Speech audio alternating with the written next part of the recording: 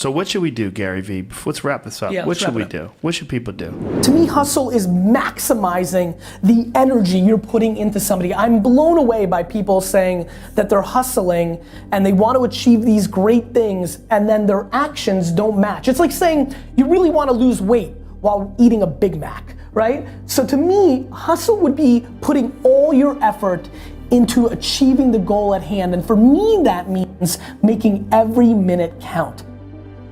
There are a million reasons why not, but there's one great reason why, which is you've just got to persevere, no matter what it is. It's just the way it is. It's hard being an entrepreneur. It's hard building a business. Everybody thinks it's so easy, that there's an entitlement. There's a disaster.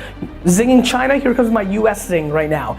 There is an insane generation of 18 to 25 year olds right now that think they're entitled to having a business because they saw the Social Network movie and everybody's decided if you're a kid and you know what tech is, because you used Instagram early on, you're entitled to actually build a business. Building a business is hard. And you know what makes it really hard? Everything that happens every day of every moment. So, you can pick time, you can pick money as the one or two things that you think stop you from winning your game, but the truth is, there's a million reasons. 99% of businesses go out of business for a reason, and that reason is, it's hard. Hustle is putting it all on the line. Hustle is waking up one day, the day before you die, and realizing you gave it your all into the parenting of your children, the building of your businesses, the philanthropy that you wanted to do. Whatever you define, it's just, you know, all in, emotionally and executionally, in theory and strategy and in execution. Don't complain about it. You've made that choice. Don't bullshit me. Like, you want to spend more time with your family? Spend more time with your family. This is back to what we said about keyboard warriors. I'm trying to be very careful about what I'm saying versus what I'm doing, because that's how you get exposed. And I don't mean like people calling you out and being like, you suck. I mean to yourself. I don't want to be exposed by myself. It's looking yourself in the mirror and saying like, am I doing this right? So to me, there's so many people that are talking shit about how big of an entrepreneur they're gonna be and how much they're gonna achieve, and they don't work on weekends. You know, I worked every Saturday of my 20s. Like, and I talk to 20-year-old entrepreneurs every single day. Lately, I've been saying to them, this Saturday, you're gonna have more time off than I've had in my entire 20s on a Saturday. So like, before you tell me how you're gonna be bigger than me, start thinking about what you're actually doing. Right. For the first 2 years that I ran VaynerMedia, we had no rent. We first worked out of a conference room.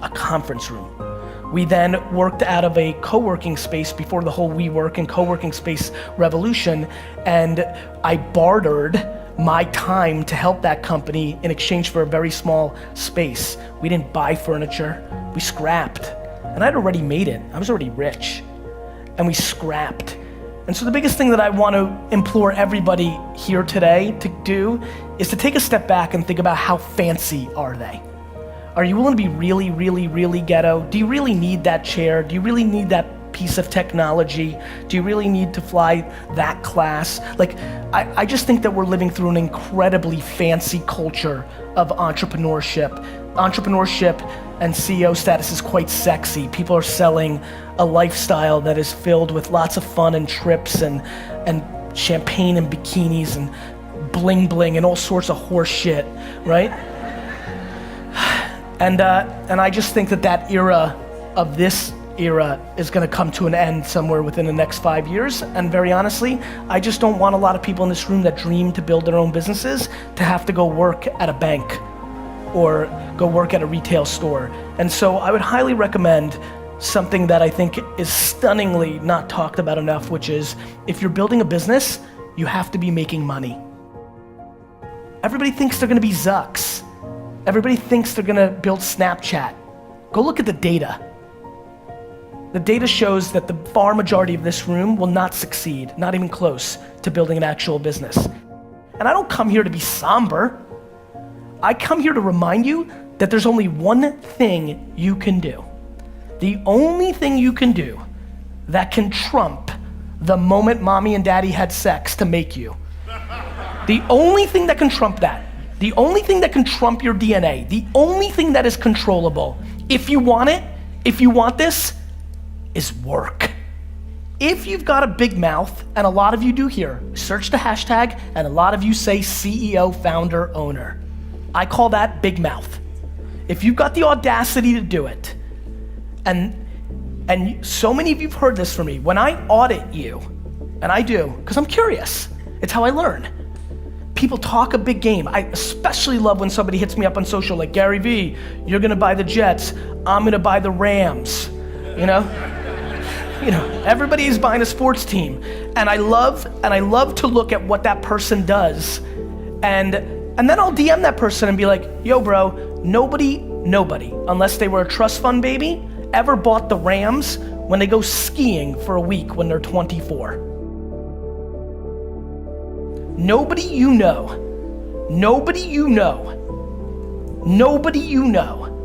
has become successful outside of it being given to them from their family. Nobody you know has actually created success without working their face off. It doesn't exist. So you can sit and talk about luck, and you can sit and talk about this, that, or the other thing, but I promise you, the only controllable thing you have is your work ethic. What is the definition of winning? And I think we all have different definitions, right? And I think that one of the things that I also want to say is that I'm getting scared that a lot of people that are following my journey hear me talking about buying the New York Jets, and I do aspire to buy a $3 billion sports franchise. I do. It is what I want. You can look at my 5th grade yearbook long before business was cool. It's what I want to do. But I'm awfully scared that it's pressuring the people that follow me into trying to achieve things that they don't necessarily want. They just think it's the thing you do if you're trying to be a successful business person. Let me promise you something. I know tens of thousands of people. I know thousands of people extremely well. I know hundreds of people deeply well. There is no correlation between how much money someone makes and their level of happiness. I have friends who make $47,000 a year and are the happiest people I know. Their work-life balance is on point. They're part of 2 soccer teams. They play video games. They watch every show they want. They take 2 vacations that they scrap together, and they're freaking happy as hell. And I know tons of people who I grew up with in the Silicon Valley boom who have hundreds of millions of dollars in their bank account and are as miserable and as lonely and as broken as you'll ever see. So I implore all of you to please reverse engineer and figure out who you are. The most obsolete idea is go to school, get a job, work hard, save money, get out of debt, and invest for the long term in the stock market. See, why would you save money when they're printing trillions of dollars? The gap between the 1% and 99% is massive. You see, it's not just money. You have to step back and look at the bigger picture. So what do you do? In every one of us is a poor person. There's still a poor person inside me. There's also a middle class person, and the middle class person wants security. They want that steady paycheck. And then there's a rich person. And they're all inside of us, except that it's not taught. You're taught to go to school, get a job, and get a paycheck. You're not taught to how to get rich. If you read Rich Dad, Poor Dad, my rich dad refused to pay me. He said the paycheck was one of the most damaging things you could take in your life. He says the moment you take a paycheck, you're an employee, and that's the mindset. So my rich dad never paid me. It drove my poor dad, government employee, nuts. You gotta pay people, you gotta pay people. And Rich Dad was not saying that the paycheck was bad. He says you didn't want to be a slave to money. So as an entrepreneur, if Rich Dad folded, I just started another company. I don't need a paycheck. I don't need anybody to take care of me. If my government doesn't like me, I move to another country because they need entrepreneurs there. So the entrepreneur is not so much the business. The entrepreneur is really the mindset and the skill sets and the different set of rules. You see, small business does not operate in the same rules as big business. Entrepreneur is a mindset first, a skill set, and rules. And depending upon whether you're an employee or a small business, the rules are different. The mindsets are different, the skill sets are different. Do the rich people cringe and say, don't tell them that, Rob? Yes. Don't tell people what you know. Right. Keep them poor. My father was the head of education, PhD, all that stuff. I go home and ask him, said, why don't we learn about money in school? And he looked at me and says, because the government doesn't let us teach that subject. The government tells us what we can teach and what we can't teach. And I thought that was strange. And I said, but aren't we going to school to learn about money? He says, no, your job is to get a job. I said, but you get a job to earn money. He goes, no, you're supposed to just get a job. I went, no. Isn't the purpose of a job to earn money? He goes, you're correct. I said, so why don't I just learn about money? I can skip the job part, you know? And he got flustered and he said, if you want to learn about money, why don't you ask your best friend's father about money? And I said, why? That's Mike. So why ask him? He says, because Mike's father is an entrepreneur. And I said, what are you? He says, I'm an employee. I'm a government employee. And I went, oh, what's the difference? He says, the difference is an entrepreneur must know about money, or they're no longer entrepreneurs. And he says an employee doesn't have to know anything about money, because the government will take care of them, the company will take care of them. So I'm all confused. But I took my dad's advice and I trundled over to Mike's father's office and knocked on his door and I said, hey, I'm here, 9 years old. Teach me about money. He says, beat it, kid, you know. But that's where the story of Rich Dad, Poor Dad started. And finally, through persistence, my rich dad started teaching me about money on one condition. And that condition was he would never pay me. He says, the moment I pay you, you think like an employee. He says, that's the trap. Entrepreneurs work for free. And now I'm 9 years old, my head's going cracking in half. He says, you never want a paycheck. You understand that, kid? I said, okay, I got it. And he says, well, how do I make money? He says, that's what entrepreneurs figure out. It's like, so how do I learn about money? So he would just break out a Monopoly game board. So I would work for free. I'd pick up cigarette butts, and he had hotels and restaurants, and I would clean and do menial tasks. And as I got older, I started getting into office work and marketing and accounting, and I was an apprentice basically, but I always worked for free. And he would teach me about money, but the way he taught me about money was playing Monopoly. And finally one day I got upset. I said, well, when are you going to teach me about money? He says, what do you think we're doing? We're playing Monopoly. He goes, no. What do you think we're doing? We're playing Monopoly. He says, what do you think we're doing? So I don't know. I'm teaching you about money. And then that's when, you have one green house. He says, there's many formulas for great success in money. There's thousands of them, but one of the best ones is found on the game of Monopoly. It still is today. 4 green houses, 1 red hotel. I said, what? He says, one of the greatest ways to acquire great wealth is playing Monopoly in real life. 4 green houses, 1 red hotel. But is that all there is? He goes, that's it. And he says, what do you think I'm doing? And I went, I don't know. So then he took me out and he showed me his greenhouses.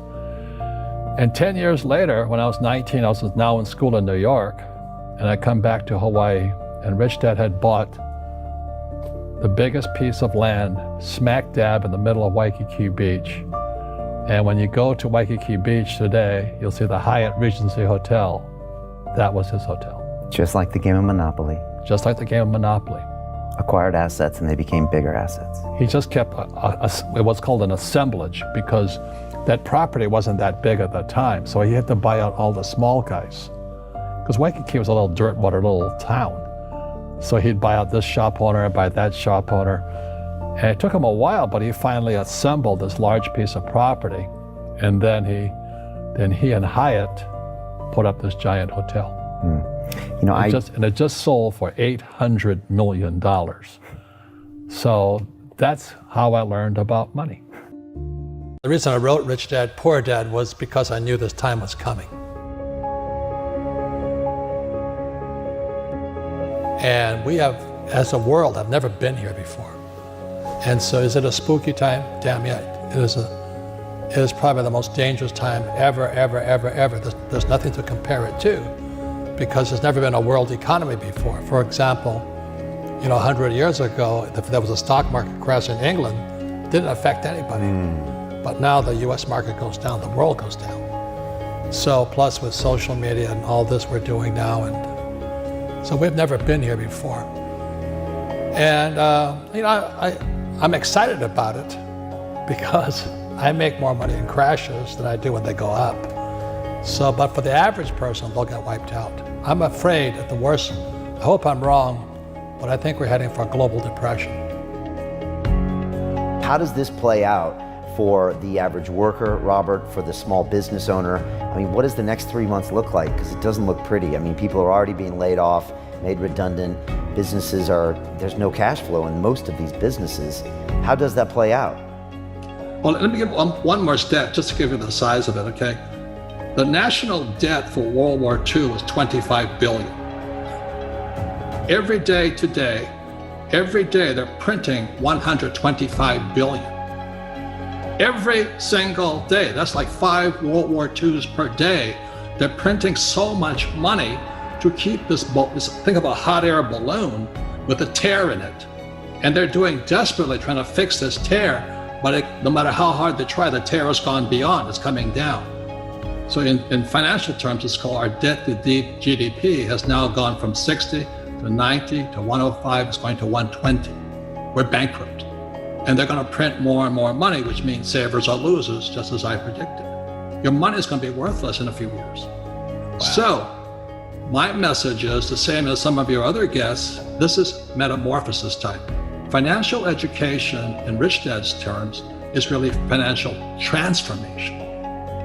And definition of metamorphosis is very important. Metamorphosis, the definition is the evolution or the transformation from an immature form to an adult form. An immature form to an adult form. Metamorphosis is the same as a caterpillar turning into a butterfly. And Fuller always said there's nothing to predict a butterfly inside a caterpillar. So everybody listening right now, if you're struggling financially, just think of yourself as a little caterpillar. And this crisis is your cocoon. The question is, what do you emerge as? Do you emerge as a victim? The world did it to me, and the capitalists are crook, and the rich are bastards, and all this stuff? Or do you say, oh, this is the best thing that ever happened to me? The same as my health. I am ground zero for the coronavirus. All that does is inspire me to get healthier. You're either going to get healthier and wealthier, or you're going to go bust. Your choice. It sits between your ears, your heart, your body, your mind, your spirit, your attitude. This could be the best thing that ever happened to you, physically, mentally, emotionally, spiritually, if you turn out to a butterfly, or somebody will step on you like a little worm. It's your choice. If you could say one thing to somebody who's never been an entrepreneur and they're thinking about making the leap of faith into becoming an entrepreneur, what could you tell them? Well, I'll just tell them the same thing that happened to me. My last paycheck, I still remember it clearly. It was one of the worst and the best days of my life. And I was in Puerto Rico. I was working for Xerox, and my boss gave me my last, it wasn't a paycheck, it was a bonus check. I think it was about $30,000, taxable. It's the only problem with that. So I got this check and I went, holy mackerel. You know what I mean? So I was excited, but I was also disturbed. And so this other guy comes up to me, his name was John, and John says to me, he says, you're gonna be back. I said, why? He says, because you're gonna fail. I looked at him and said, look, few expletive words, because that's what he did. He left Xerox, failed, and he came back. And I said, look, you failed and you came back, but I'm gonna fail and I'm never coming back. And that's the attitude. Do you know what I mean? If you say, well, if I fail, I'll go back to mommy and daddy, then that's what you'll do. So if you fail, that's when I became an entrepreneur, because I had no money. I had no money for years. I didn't have a paycheck. But that's what my rich dad encouraged me to do. He says, when you don't have this paycheck, you get hungrier, smarter, and it's a test of your character. Will you become a crook? Will you become dishonest? Will you cheat and steal? Or will you become a better human being? So really that's the benefit of becoming an entrepreneur, is you really find out who you are when you don't have anything. So you always have to look at the big picture. Too many people look at, well, what's going to happen to me? When you look at the big picture, you're also going to know that when something bad happens, something good's going to happen. Mm-hmm. But you got to prepare for whatever is coming. If you think next 20 years will be like the last 20 years, mm-hmm. you're going to get creamed. You know, when you and I go to the supermarket and we buy a carton of milk, we always check for the expiration date. But most people do not check for the expiration date on their brains. Instead of get out of debt, I get into debt. You know, I just refinanced $300 million in debt. I went from 5% to 2.5% interest. I made a fortune. Every month, more money comes in because my cost of money has gone down. So while some financial experts are saying get out of debt, I'm saying learn how to use debt. So when I came back from in Vietnam in January of '73, the first thing my rich dad said to me was go to school to learn how to invest in real estate. It wasn't real estate, it was how to use debt and taxes. Debt and taxes make the rich richer. Debt and taxes make the poor and middle class poorer. So all the rich guys who are doctors and lawyers or, you know, those guys, they're getting creamed and they don't know why. Doctors are getting creamed. Oh yeah, they're making more money, but the take home is less. Sure. You know, my doctor just yelled at me, he was happy, he says, oh, guess what, I finally made $1 million. And I said, yeah, this was just 3 weeks ago. And so I said, yeah, well, how much you pay in tax? He says, $750,000 in taxes. So his net was about $400,000. That's not bad. But when I make $1 million, I keep $1 million. And the reason is because I don't make it by working for money. See, if you work for money, you're taxed. So that's why lesson number 1 in Rich Dad, Poor Dad is the rich don't work for money. What we do instead is we create businesses as entrepreneurs. We acquire real estate. I don't invest in the stock market.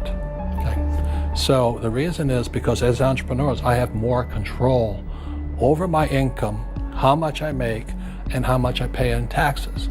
And because I'm an entrepreneur as well as an investor in real estate, I pay 0 tax.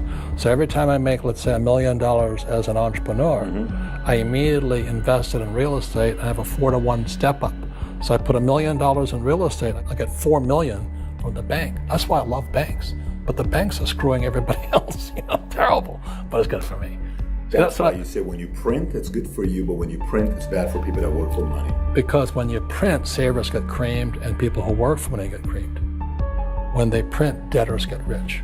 You see, debt and taxes make the rich richer, and debt and taxes make the poor middle class poorer. When we have obsolete ideas, we get obsolete results. So what's happening for most people, the idea of going to school, getting a job, working hard, saving money, getting out of debt, buying your house because it's an asset, investing for the long term, is obsolete. The world has changed. The world changed in 1971 when President Nixon took us off the gold standard and money became debt. What if we get rid of school? Then what would happen? Would it be better if we had no educational system at all? No, I'm saying education is more important before. It's just obsolete. You know, there's Moore's Law, which states information doubles every 18 months. In other words, everything's obsolete 18 months. So, and this is just a recent phenomenon. So when you come out of school, you're already obsolete. And that's why I'm the old guy, you know. I meet my friends who went to Harvard. Yeah, I went to Harvard. I said, yeah, that was how long, 50 years ago? Today, the banks are charging you interest to save money. In other words, the banks don't want your money because they printed too much of it. And that's why there's this bubbles in stocks and bubbles in real estate and all this. People are dumping the cash because, as I said in here, savers are losers and cash is trash. And yet people are, well, I want a high-paying job. Well, that's an obsolete idea. Get out of debt is an obsolete idea. You should learn how to get into debt, how to use debt to get rich, and they'll never teach you about taxes. The reason the 1% is way up here and the 99% are going this way is because when you print money, 2 things happen: inflation and taxes. It's going to crush you. And any entrepreneur thinks, I'm just going to make money, I'm going to start a business and make a lot of money because of what we talk about. They really have got to smell the roses, man. You know, that's not what the real entrepreneurs are doing. Most entrepreneurs, there's 28 million small business owners in America. 24 million are what are one-person entrepreneurs. They're called non-employee entrepreneurs. So and that's what happens is when people don't really understand what an entrepreneur does. So most big people are self-employed, but they're not really entrepreneurs. The self-employed pay the highest taxes of all, and nobody tells them that. Yeah, it's also called the entrepreneurial spirit. Mm-hmm. But what we were actually talking about was there's no such thing as a bad economy. You know, there's external, you and I, we all have an external economy, but we also have an internal economy. And the willpower is to change our internal economy. So for me, I can see the good and I can see the bad. I don't really give a damn because I'm going to be rich anyway. But a poor person with a poor personal economy, all they're going to see is a bad economy because they don't know how to make money in any economy. And a middle class person, they have a middle class economy. You know, what they want is a nice house, and a steady paycheck, and the job, and the car. And so when you take their job away, to them, that's disaster. Well, since an entrepreneur doesn't have a job anyway, it's no big deal. So all I'm saying to people, and it's what Bucky Fuller taught me, is always two sides, you know what I mean? Unity is plural, at minimum two. So if you think the economy is bad, it's because your economy is bad. If you think that steady, employment is important, then you'll see an economy without jobs. Your economy versus the external economy. What you control versus what you can't control. I can control. Yeah, it's called an internal focus versus an external focus. So the real entrepreneur has an internal focus. That if they fall down, they say, "Oh, this is good, because I'm going to go up higher." You know, the average person will fall down and say, "Oh, I'm going to take some Prozac." Or somebody has a mistake. Oh, the mistakes don't matter. Well, mistakes matter. It means you didn't know something. But a real entrepreneur, whether they fall down, they always can go up. They can stand back up and go higher. And no matter what happens to them, they get stronger and better and smarter and happier. But a person with a weak internal mindset is that they're so afraid of what happens, it generally happens. Like, people who are afraid of losing their jobs, they generally lose their jobs. You know what I mean? Yeah, so everything comes through you. Yeah, so the entrepreneur first job is to control inside here, not outside there. The moment you take that paycheck, you're an employee. You've got to be stronger than that. It's about inside control. I've had financial crashes. I've had people stab me in the back, but they're all good because I grow from it. That's spirituality. Right? People who are afraid of making mistakes, like they teach in school, they don't ever grow. Because spirituality is there's good and there's bad, there's right and there's wrong, there's up and there's down. Most people only want to be right, they only want to be positive. Well, you can't have that, that's not reality. Well, I wasn't poor by most people's standards, but I came from a family with a poor attitude, if you know what I mean. Because rich, poor, middle class, poverty starts with a fundamental attitude. Poverty is passed on. It's taught in your families. And middle class is taught in families. And so the people right now who are sitting at home, who are struggling financially or worried about money or unhappy, they may be making a lot of money, but unhappy with what they're doing, it was probably taught to you. Your superego was taught, get a job, work hard, or you'll never be rich, or the rich are evil, or whatever. The school system will never teach you about money. The school system was designed to teach you to be an employee, which is important, or a doctor or a lawyer, a specialist, but never about money. And what most people lack is real business knowledge, like accounting, like debt, like taxes. You gotta know that stuff, but they don't teach it in school to anybody. So, and then when people ask me, how did your rich dad learn this when your poor dad, a PhD, didn't? And the answer is very simply, my rich dad, who's my best friend's father, his father died when he was 13. So his rich dad had this family business at 13 to run. So he had to drop out of school, which was his blessing. There's blessings and, sometimes the blessing doesn't look like a blessing, but it turned out to be a blessing. And then his teachers became his bookkeeper, his accountant, his attorney, his banker, his real estate agents. So he has what I call real teachers, not these fake teachers in school. You see, most teachers in school, they're out of ethics. They teach subjects they themselves don't practice. I asked the teacher, I said, I'm in my 3rd year of calculus now. It was called strength of materials. I said, am I ever going to use this stuff? He goes, no. I said, why do you teach it? He says, as I get paid. I said, do you ever use it? He goes, no. And that's why, you have to, in life, one of the things I suggest to people, you got to find a real teacher versus a fake teacher. And a fake teacher is somebody who doesn't do what they teach. And a real teacher is doing what they teach every day. So my accountants, my attorneys, they're in it every single day. And that's how I learn, because every day I'm solving problems in my business. So I have accountants and attorneys and bankers and all these people on speed dial because I'm solving problems with my team. I see you giving this knowledge out, and yeah. Do the rich people cringe and say, don't tell them that, Rob? Yes. Don't tell people what you know. Right. Keep them poor.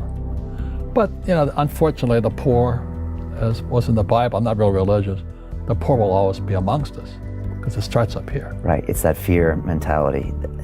It's in their words, and the words become flesh. Again, I'm not really religious. I flunked out of Sunday school also. But when they say I can't afford it or I can't do that, they go down. They become what they say. My PhD dad, he says, what do you think I am, made of money? I can't afford that. And my rich dad would say, that's why he's poor. Poor people say, I can't afford it, I can't do that, I don't have time. Because it's an escape. It's an escape, you know what I mean? It's easy to say, I can't afford it. And your rich dad used to say what instead of, I can't afford it? How can I afford it? How can I do that? What would it take, or why should I do that? He says that a question opens the mind, a statement closes the mind. See, when you say, I can't afford it, your mind shuts down, and you become what you say. Rugby is a team sport, but so is soccer. The rules are different. And other people are golfers. They play by themselves. And so everybody's different. So my game financially is business, number one. Second is real estate. So what I say to young people is, you find your game. So I say the key to building wealth is not how much you can work. You can't work your way to wealth. You got to invest your way to. And all wealthy people, black, white, Asian, Chinese, they own a whole bunch of shit. The people who aren't wealthy is because they don't own nothing. You only have your money sitting in cash. If your money is just sitting in cash, realistically, you're becoming poorer every day. Some people actually fear success. Success comes with a lot, right? But until you can overcome that average reality that you live in, no matter what you're on, once you become comfortable there, it becomes average. Anyone can live in average. Everyone can live in mediocrity, right? Then there's those outliers who consistently push themselves to go to the next level. Knowledge is what gives us leverage in life. It's not about how strong you are. It's about what you can learn. And then how can you actively apply that? The more money they print, the more money that money loses value. It's the reason why the bank wants you to have your money there, so they can take it and use it and invest it so much and be like, hey, it's just sitting, I'm gonna give you 50 cents on whatever you had in there. Right. And so the idea of ownership was, we can just start owning everything that no matter if it's just a stock. Like, that's powerful, because if you can start owning the businesses that you now consume every day, you turn a one-time transaction to a lifetime of profit. And that was major for me, because if I go to the store and buy a pair of Nikes, that's a one-time transaction. In order for me to get something from them again, I gotta come back and buy another pair of Nikes. But if I own the Nike stock, long as I own it, it's a profitable vehicle for me. So that one-time transaction can become a lifetime of profit if I own that business. If I'm gonna buy Apple, if I know I'm an Apple user, if I know I got the phone, I got the AirPods, I got the MacBook, I got the PC, I excited when Apple's about to drop something, why wouldn't I own it? So he said, wealthy people stop trading time for money. They start making their money work for them, and they give value to as much value to people as they can.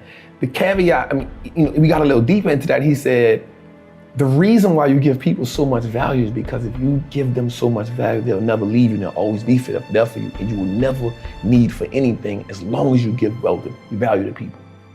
Wealthy people, first they get into stocks, then they start a business, and then they get real estate. As long as you believe in it, like you said, the only belief that matters is what do you believe you can do? I personally believe that there is nothing I cannot do. And for me, it's all about impact, purpose, fulfillment. Like the money is a byproduct of everything else. That isn't my focus. My focus is I have a knowledge and information that I know that can change lives. Not just one life, not just like lives. And so the way that you change lives is by consistently learning, finding new ways to put that information out there, being able to open up, being able to be vulnerable because people need to connect. So like just coming up in the streets, you only see the game from the lowest level. And you look at everybody else in part admiration and part like jealousy. Because you see it and you're like, damn, I'll never get there. Right? And so the only way that I think I can get that is through sports or hustling. That's it. That's the only, or rapping. Those are the only three options that you have. And so you make a decision on which way you want to go. Right? And so you look at it from like, damn. And so me, I'm at the time like, man, I can't rap. Damn sure I can't play sports. So hustling is what I got. You limit yourself and nobody comes along and teaches you anything different. The reason why people think wealthy people or people with money are sinister is because that's what you kind of taught in the hood.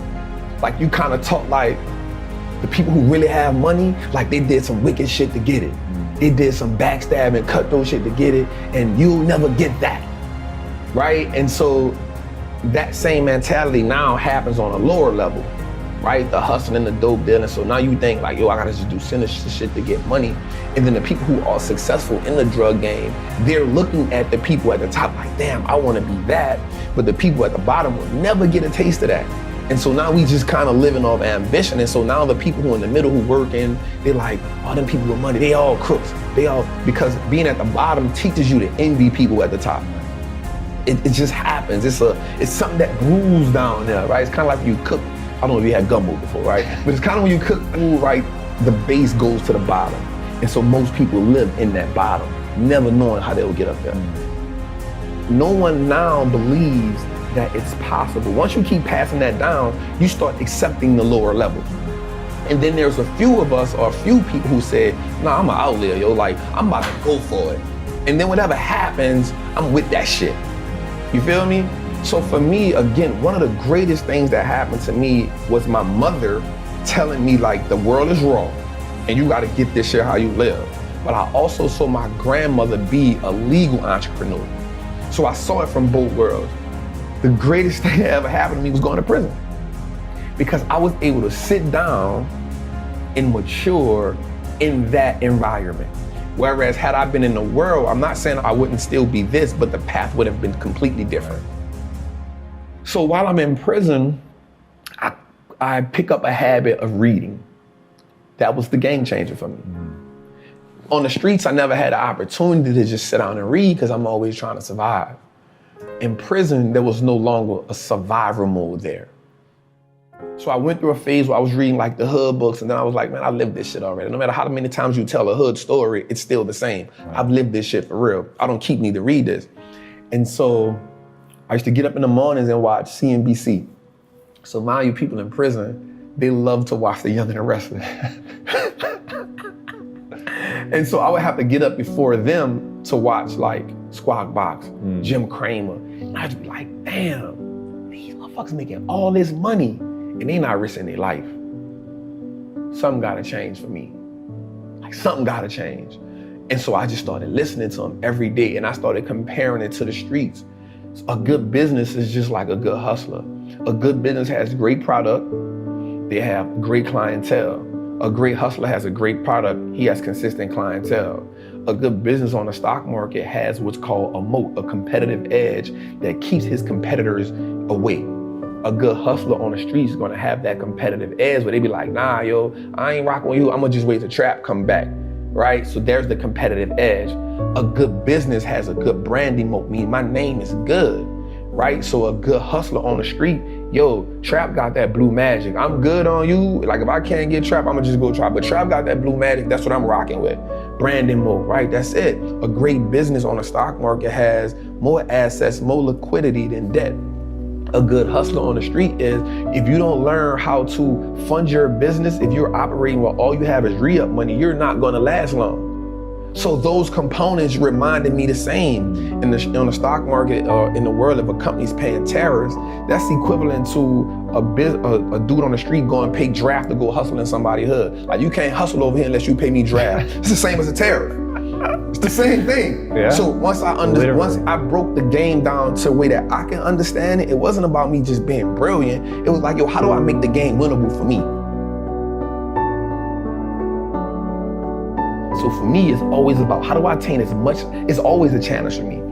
How can I attain as much knowledge as I can because I love learning. Like I love learning, but then how do I take that and be able to now reciprocate it or give it to somebody who may not understand calculus or trigonometry, but if I can give it to them in this way, they can say, oh yeah, I got it. And there's more people that struggled in the world that has become successful. So struggle has to become a language that I struggle. So that's the language I'm great at. So if I can break down things into a struggle language, now I make it the game winnable for everybody. And that's the goal, to make the game winnable for everybody who's bold enough to step into the batting cage. If you bold enough to do that, I was bold enough to jump in a goddamn 152-foot tank with sharks in Dubai. If you're bold enough to do it, there's an experience that comes from that. And that experience is so exhilarating, it will take you to the next level. Because now you keep chasing the next level of you. And that is when you start understanding life at a whole nother concept, when you start understanding that, yo, for the longest, I was just low-level living. I was low-level thinking. Now that I've been exposed to something, and I say this often, whatever you haven't been exposed to isn't your fault. Once you get exposed to it, you now are accountable for it. And so once I've become exposed to so much knowledge and information, once I expose you to it, you're accountable because now you can no longer say, I didn't know. So the important thing for me to tell them is start where you are. You build a house brick by brick. I mean, of course, you can get a house put together all at once. We live in that world now. I get the idea. Right? But you build a mansion, you build an empire, you build it brick by brick. Like you start with $25. And we have to understand, RIP to Nip, man, the great, he says something that's phenomenal. He said, we on a marathon. We didn't get into our situation overnight. Right? If we look back at our situation, you see you inherited that. Whatever it is, that poverty, you inherited that mindset, that idea of scarcity, that idea that you don't have enough money. You inherited that. Building wealth becomes a revolutionary act. Because now you start saying, I'm gonna go against what I was taught, right? And so I said by starting with $25, if you can do $25 a month, that's cool. If you can do $25 a week, that's cool. But what happens is, once you start understanding the power of how your money works, you'll start saying, yo, I don't need to do that, because that's taken away from this. That 25 will now become $50. Guaranteed. That 50 will now become 100 because you're gonna start doing more with less. The person who works out and sees that they drop 10 pounds in 2 weeks says, you know what, I'm gonna go a little harder because I know if I can drop 10, I can drop 20. Right? I know if I see one muscle shape up, I know it's possible. The word possible is so powerful. Possible changes the game.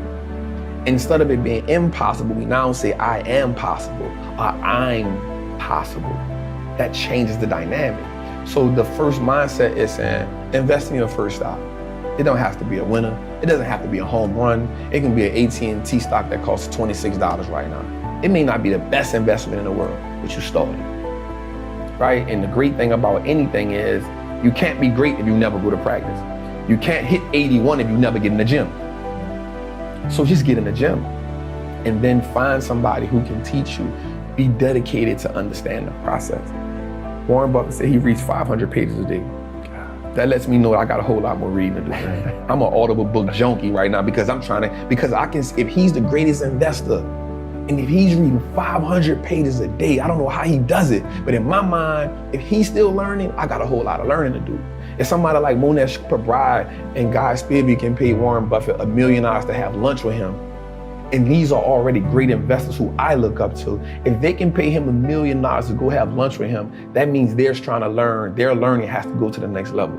So if learning is the catalyst to everybody who's wealthy and successful, I can never be sufficient with what I know. And I think that has to happen too. We have to understand the power in learning and being educated, man. The word entrepreneur is a bullshit term. It's one of the most overused nonsense terms out there. I can teach anybody to become an entrepreneur in 2 minutes flat. All you got to do is go to Fiverr.com, open an account, and offer to make videos or images for someone. Boom, you're self-employed, you're an entrepreneur. It's a bullshit term. You have that, and then you have at the end of the spectrum, probably the greatest living entrepreneur today, Elon Musk. But the spectrum is so wide, it's a bad definition. So there are other definitions that you got to look at, right? You got to look at, are you working in a job where you can earn the money you need to live the life you want while being fulfilled and happy doing the work you do? I think that is the definition. You don't have to be an entrepreneur for that. Many of the people creating the biggest changes in the world are not entrepreneurs. Think about the engineers at NASA. Think about the people who are inventing new technologies. Think about the people who come up with new medicines that are changing lives. Many of these people are working for companies, but they are paid well, they love their jobs, they're making a contribution to humanity, and it is enough if you're that. This bullshit idea that you got to be working for yourself is so outdated. Rather, you got to look at three things. Number one, can I exercise what I'm really good at doing? Number two, do I love what I'm doing? Number three, am I making money doing this? There are lots of different opportunities, but you got to try to find these new fields, these new things which are emerging. Now, here's the good news. According to futurist Peter Diamandis, between 2022 and 2026, the world will see as much change as between the year 1900 to 2000. In 4 years, starting next month, we're going to see as much change as between the years 1900 to 2000. New technologies, new opportunities, new things are going to emerge. The whole field of Web3 is emerging right now. And this means there's going to be so much opportunity for disruption. But if you're an entrepreneur, aspiring entrepreneur, it's good news. Because there's going to be so much change and so much opportunity for you to disrupt the established players. Someone who's starting a new business, the first thing is, don't quit your day job. You gotta make sure that you have income, that you have safety, that you have food on the table. Don't get desperate and don't put yourself under that stress. Now, when I was working on my day job, it still gave me 2 hours a night to work on my side hustle. And of course I had the weekends. You might have to sacrifice evenings. You might have to spend less time on Instagram or Netflix. You might have less weekend time. If you can dedicate yourself, and if you can ensure that you're constantly learning and learning and learning, odds are you're going to be successful. That's tip number one. Now, tip number two is this.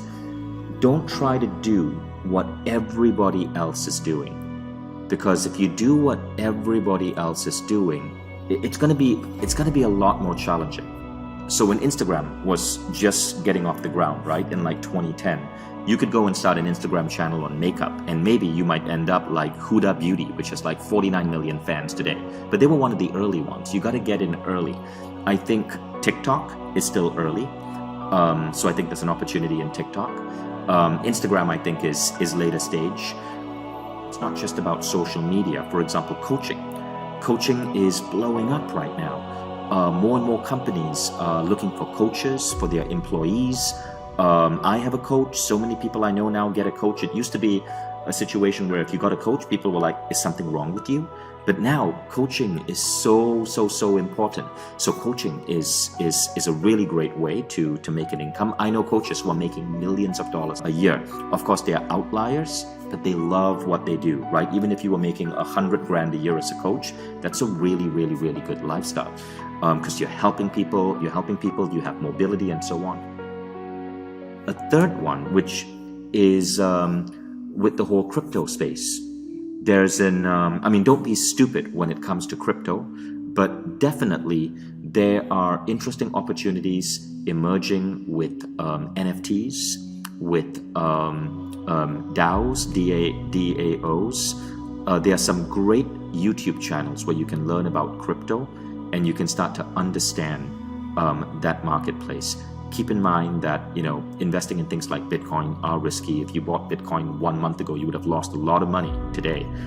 And so you got to have a really long-term perspective. So here's the other tip. Don't wait to know what your company is going to be about before registering your company. I had no idea what the company was going to be about.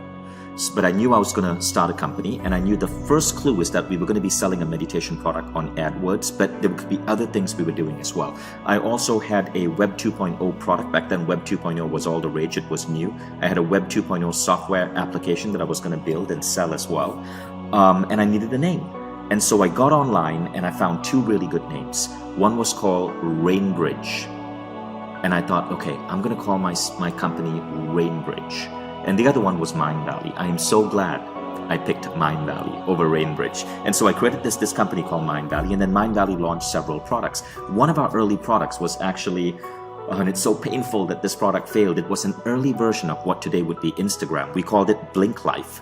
It was a way to take pictures from a phone and then share these pictures with your friends on a particular website. And then we had created a system where you could innovate by saying, okay, this picture only my mom will see, or this picture absolutely my mom will not see, only my girlfriend will see. So we created this really cool thing for picture sharing. Interesting statistic, 40% of the success of the company is timing. Our timing was too early. Like phones didn't have cameras were not really good. This was 2005 when we attempted to launch Blink Life, and it very rapidly fizzled out and died. But we kept testing and trying and testing and innovating.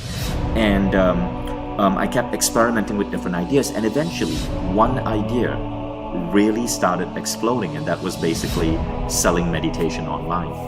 And that's how Mind Valley started. My executive team, they decided to skip their salary for a month so that everybody else could get paid. We had maybe 60, 70 employees at that time. And fortunately, January came in, and January is always a great month for personal growth. And we had a campaign that worked. We were able to get back on our feet. But these type of moments, they're soul crushing. They keep you up at night. But you gotta be prepared to go through them on your journey. But again, if you adopt the attitude that the number one thing is your growth, is how much you're learning, you're better able to go through these ups and these downs. Like the ups don't go to your head, and the downs don't destroy you. There's no need even to have a college degree at all, or even high school. If somebody graduated from a great university, that may be an indication that they will be capable of great things, but it's not necessarily the case. If you look at, say, people like Bill Gates or Larry Ellison, Steve Jobs, these guys didn't graduate from college. But if you had a chance to hire them, of course, that would be a good idea. I would love to talk to Elon Musk, so I'm sure that would be ridiculously fun. I would love to find out. I'd like to ask him about his thought process. And also, I'm really curious about how in the world he manages to do multiple impossible things, because doing one impossible thing is impossible, but doing like 5 impossible things is the product of 5 impossibilities, and that just seems like hyper impossible. But he's managed it. Think about it. Think about what he did. He built an electric car, which is like hard. And then he built a rocket, and then he blasted the car into space on his rocket. Like that, that's not real. That doesn't happen. But it did happen, and he did it. And so I would love to talk to him. It's very difficult to start companies and quite painful. I think that's important to bear in mind. I don't know if that's probably not encouraging. Let me put it this way: if you need inspiring words, don't do it. A challenge for entrepreneurs is to say, well, what's the difference between really believing in your ideals and sticking to them versus pursuing some unrealistic dream that doesn't actually have merit? And that is a really difficult thing to tell. Can you tell the difference between those two things? So you need to be sort of very rigorous in your self-analysis. I think certainly extremely tenacious,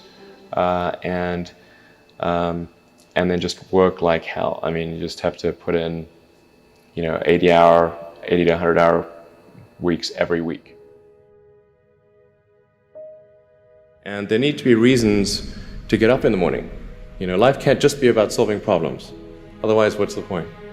There's got to be things that people find inspiring and make life worth living.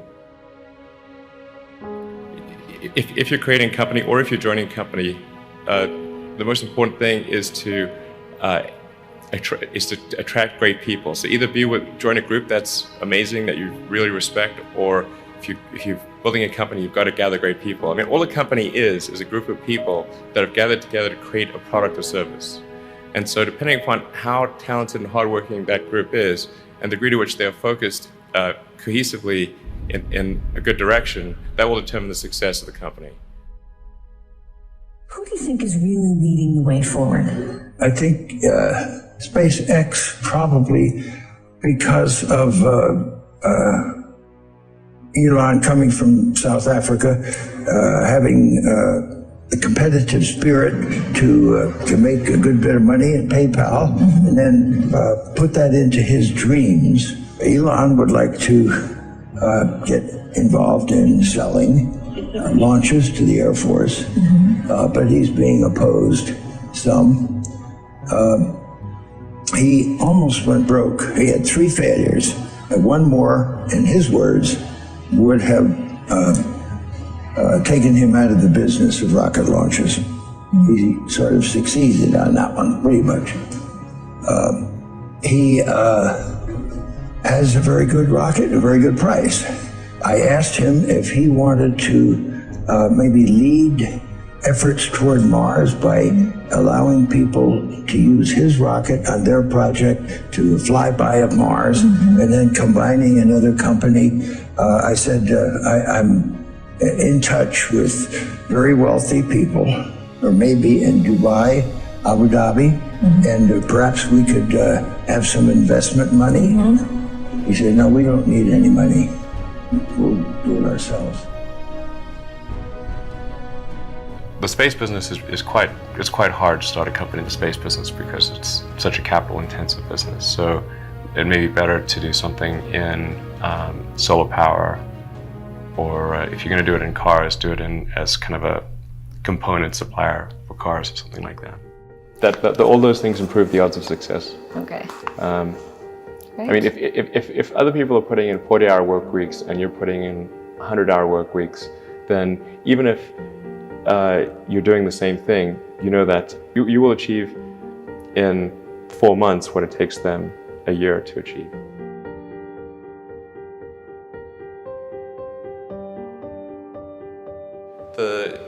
When I was a kid, I was wondering kind of what's the meaning of life? Like, why are we here? What's it all about? And I came to the conclusion that what really matters is trying to understand the right questions to ask. And the more that we can increase the scope and scale of human consciousness, the better we are able to ask these questions. If somebody is doing something that is useful to the rest of society, I think that's a good thing. Like, it doesn't have to change the world. If you're doing something that has high value to people, I mean, I think that's fine. Like, stuff doesn't need to be changed the world just to be good. But in terms of things that I think are most likely to affect the future of humanity, I think AI is probably the single biggest item in the near term that's likely to affect humanity. So it's very important that we have the advent of AI in a good way. If you could look into the crystal ball and see the future, you would like that outcome, because it is something that could go wrong. As we've talked about many times, we really need to make sure it goes right. Working on AI and making sure it's a great future, that's the most important thing I think right now. Obviously anything to do with genetics, if you can actually solve genetic diseases, prevent dementia or Alzheimer's or something like that with genetic reprogramming, that would be wonderful. So I think this genetics, it might be the sort of second most important item. I think having a high bandwidth interface to the brain, like we're currently bandwidth limited. We have a digital tertiary self in the form of our email capabilities, like computers, phones, applications.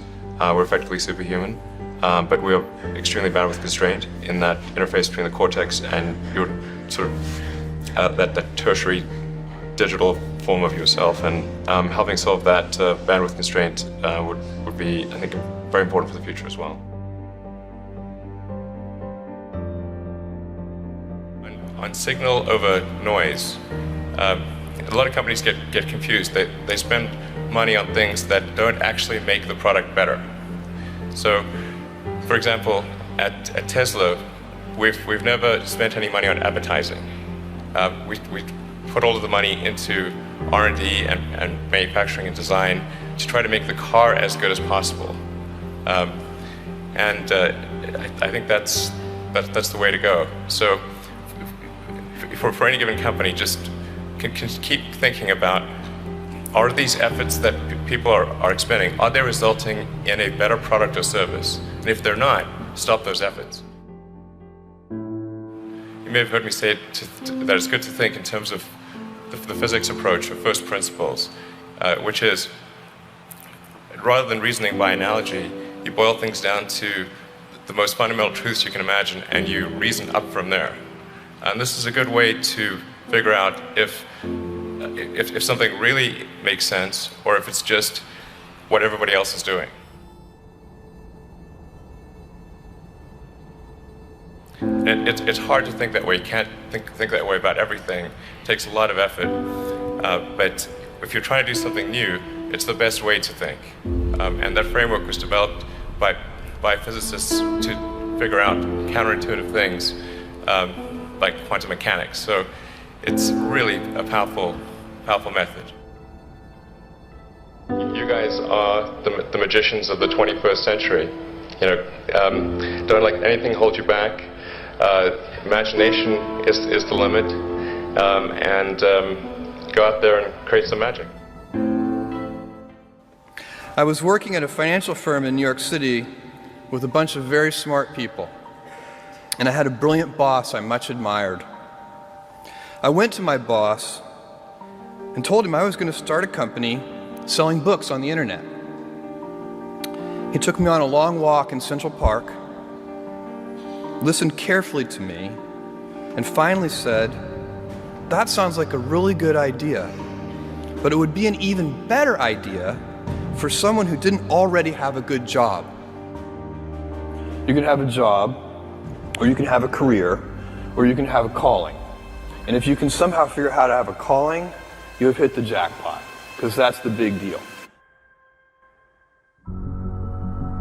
I met Jeff Bezos 25 years ago, and he told me, "Dave, I want you to invest in my company." "What are you doing?" "I'm gonna start a bookstore in my garage." "Okay, and I'm gonna put it online. People buy online, and I'm gonna ship out of my garage. But if you invest in me, Dave, someday I'm gonna be the richest man in the world. I'll do over $100 billion. First of all, there is no such thing as $100 billion 25 years ago. Statistically, there's no such thing. Countries didn't have 100. Our national debt wasn't $100 billion. And this dude's telling me at 26 years old that he's gonna be the richest man in the world because he has a garage and the internet? That was his truth. No, but he did not. He did not know it and neither did I, but the difference between him and I is I was laughing, scoffing, and jesting at him, and he was already applauding himself, going, at the right way, at the perfect time, I'm gonna make as much as I can as quickly, and I'm sitting there going, there's no way this is gonna be a big business. Do something you're very passionate about, and don't try to chase what is kind of the hot passion of the day. Seen in that light, it really was a difficult choice, but ultimately, I decided I had to give it a shot. I didn't think I'd regret trying and failing, and I suspected I would always be haunted by a decision to not try at all. After much consideration, I took the less safe path to follow my passion, and I'm proud of that choice. As a young boy, I had been a garage inventor. I'd invented an automatic gate closer out of cement-filled tires, a solar cooker that didn't work very well out of an umbrella and aluminum foil, baking pan alarms to entrap my siblings. I'd always wanted to be an inventor, and she wanted me to follow my passion.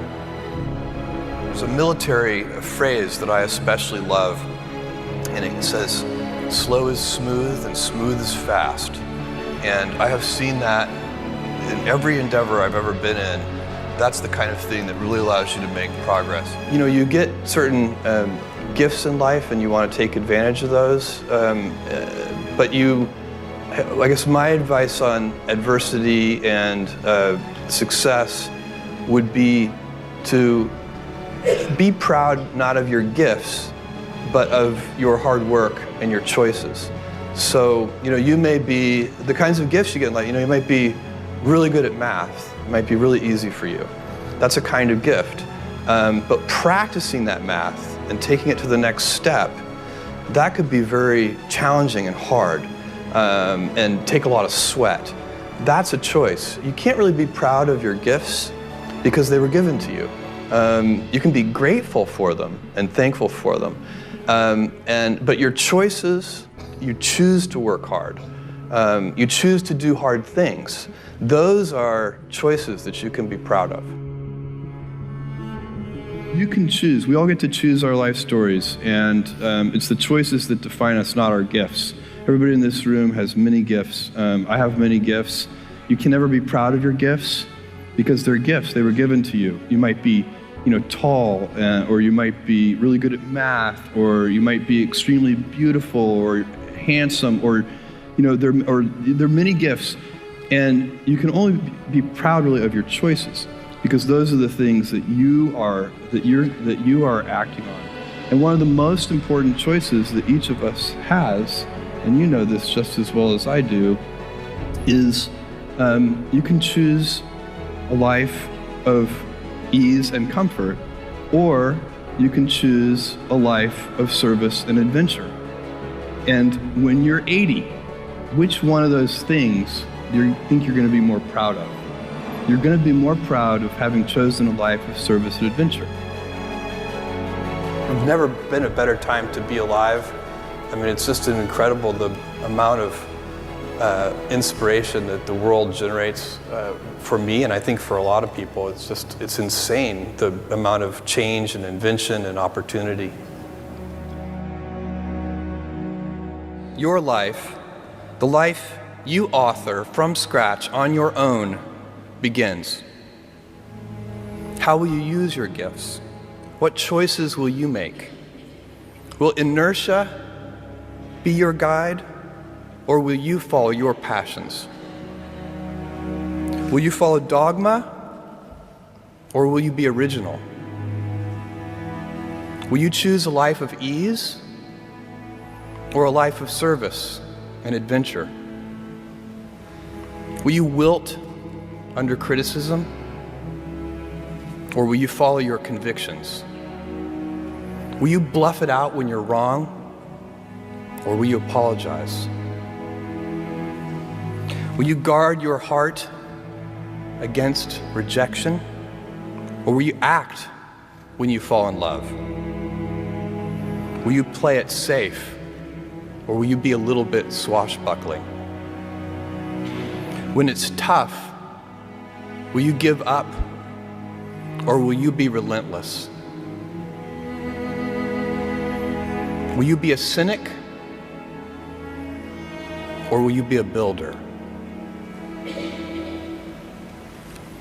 Will you be clever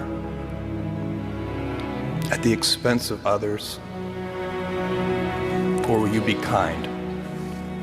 Every time you figure out some way of providing tools and services that empower other people to deploy their creativity, you're really onto something. You know, you're very lucky if you have a career. A lot of people end up with a job. If you don't love your work, you're never going to be great at it. Jules Verne, Mark Twain, Galileo, Newton, all the curious from the ages would have wanted to be alive, most of all, right now. As a civilization, we will have so many gifts, just as you as individuals have so many individual gifts as you sit before me. How will you use these gifts? And will you take pride in your gifts or pride in your choices? So money doesn't bring you happiness. It's never made me happy. I don't measure happy. What do you measure? I measure accomplishments, I measure targets, I measure, you know, who I'm helping, things that I can actually physically measure. You know, the reality is most of us don't dream big. You got the mindset, are you looking? Are you paying attention? You can do it, bro. You got to give something up. It's not you have to add something, you always have to give something up. Really? I've never been able to go from here to there and not give up something. They got me here. If you're gonna go from 0 to a millionaire, when you get to a millionaire, if you wanna go to the next level, you wanna go to 10 million, you will have to give up the millionaire life. That's why I said I gotta hold myself accountable to the goal. If I'm gonna have to keep reselling myself on this goal. If people wanna create wealth for themselves, it's not just money, it's people. It's not how much money I have. I mean, we all know about the wealthy person that has no friends. He's on a yacht by himself. And that's not wealth, right? It's just a bunch of money and material collections. To me, there's no way to create real wealth by just going inside. You gotta go, I gotta add people. How do you get people to know who you are? I say almost yes to almost everything. Why do you say yes to everything? Because it connects me to another person. I need people to get to know who I am. I'm going to become somebody.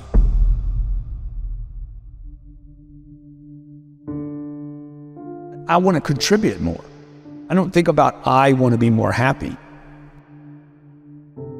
I'm not thinking about joy. I'm not thinking about contentment. I'm thinking about action. I want the action. I want the grind. I want the possibility. I want legacy. I'm trying to figure out how to extend 100 years. How could Grant Cardone still be relevant in 21, 23? Do I want more happiness? Dude, I want more time is what I want. And I want more health. Would time and health bring you more happiness? As long as I have people around me that I want to be around. I don't like being around people that don't do stuff. I don't like people that talk about doing something and don't. I don't like being around people that can't pay bills and can't throw in and can't contribute, because I know they can. Most of the people watching right now, everything you have budgeted for in your life, you can pay for. It's the things you didn't budget for, the big dream. But everything else, you got covered. Everything people pay attention to. House note, car note, electric bill, water bill, basics. Everything gets covered. What if you just added a whole bunch of other stuff to the list? What if we were all brought up to say, hey, we're gonna cover all this stuff? People would be even more productive. What would you say are the top 3 ways, the best ways to multiply money then? Get rid of it. You gotta get rid of it. First, you gotta make it. I mean, I gotta collect it. I gotta collect some. Then I gotta figure out, okay, this pays for this basic living. Everything above that, don't spend any more money. Like the rest of it, if this is $4,000 and I make 7, the entire 3 has gotta go into investments. Every month. every single month. At some point, you got to quit being a saver and got to start being an investor. This is what we should have been taught in school, man. This is what we should have been taught as kids. Like, how do I do money? You do it with time, okay? You don't do it with a job. You're not going to get $823,000 a year at a job. There's no job that's going to hire you and pay you $823 without you having to go back to college and spend time and invest money. It just doesn't work like that. What do you think people in the middle class are doing that they should shift in their mindset in order to start getting out of that? Well, you don't borrow money to go to college. Why would you trade 5 or 6 or 7 years of the income? Time is money. So I wouldn't go to college. I would never buy a home. I would never put debt on a home. If I bought a home, I wouldn't put debt on it. And these are nevers for me on the come up. On the come up, yeah. On the come up. Once you have the cash. Dude, once if you're wealthy and you want to go buy homes and buy yachts and stuff, go do whatever you want to do. But on the come up, you would never spend your income. You would never spend primary income on improving the quality of your life. You would only invest. And that's what I'm trying to teach my kids. Like Sabrina's, I let her pay all the bills. I've been doing this since she was probably 6. You pay the bill. We don't give them an allowance. I don't think any kid should be given an allowance. Interesting. Why not? If they want money, they become an employee of the company. They work for the company. We give them a series of things to do. We pay them once a year. Okay, we give them a big check at the beginning of the year. That money goes into Cardone Capital. Wow. And they live off the distributions. Come on. Sometimes they'll get a bonus for doing extra stuff. But they don't get the money. They never get the money. It's invested and they get that the money is distribution. invested, they get the distributions. They will create wealth over the next 10 years. But it'll be their own wealth. It's not something I gave them.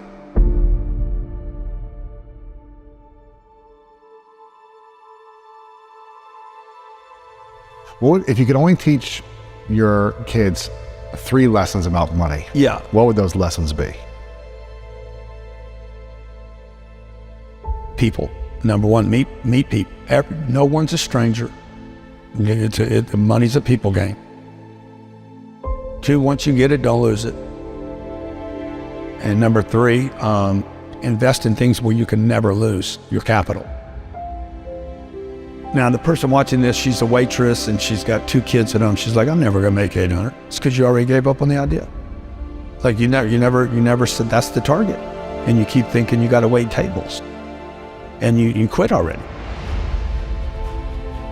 How many people are in debt in America? 40% of people that make $1 million a year still are living paycheck to paycheck. 40%? 40%. But that's not because of inflation. That's because they spent money they shouldn't have spent. They thought they were entitled to because they're millionaires. They live above their means. They live above their investments, not their means.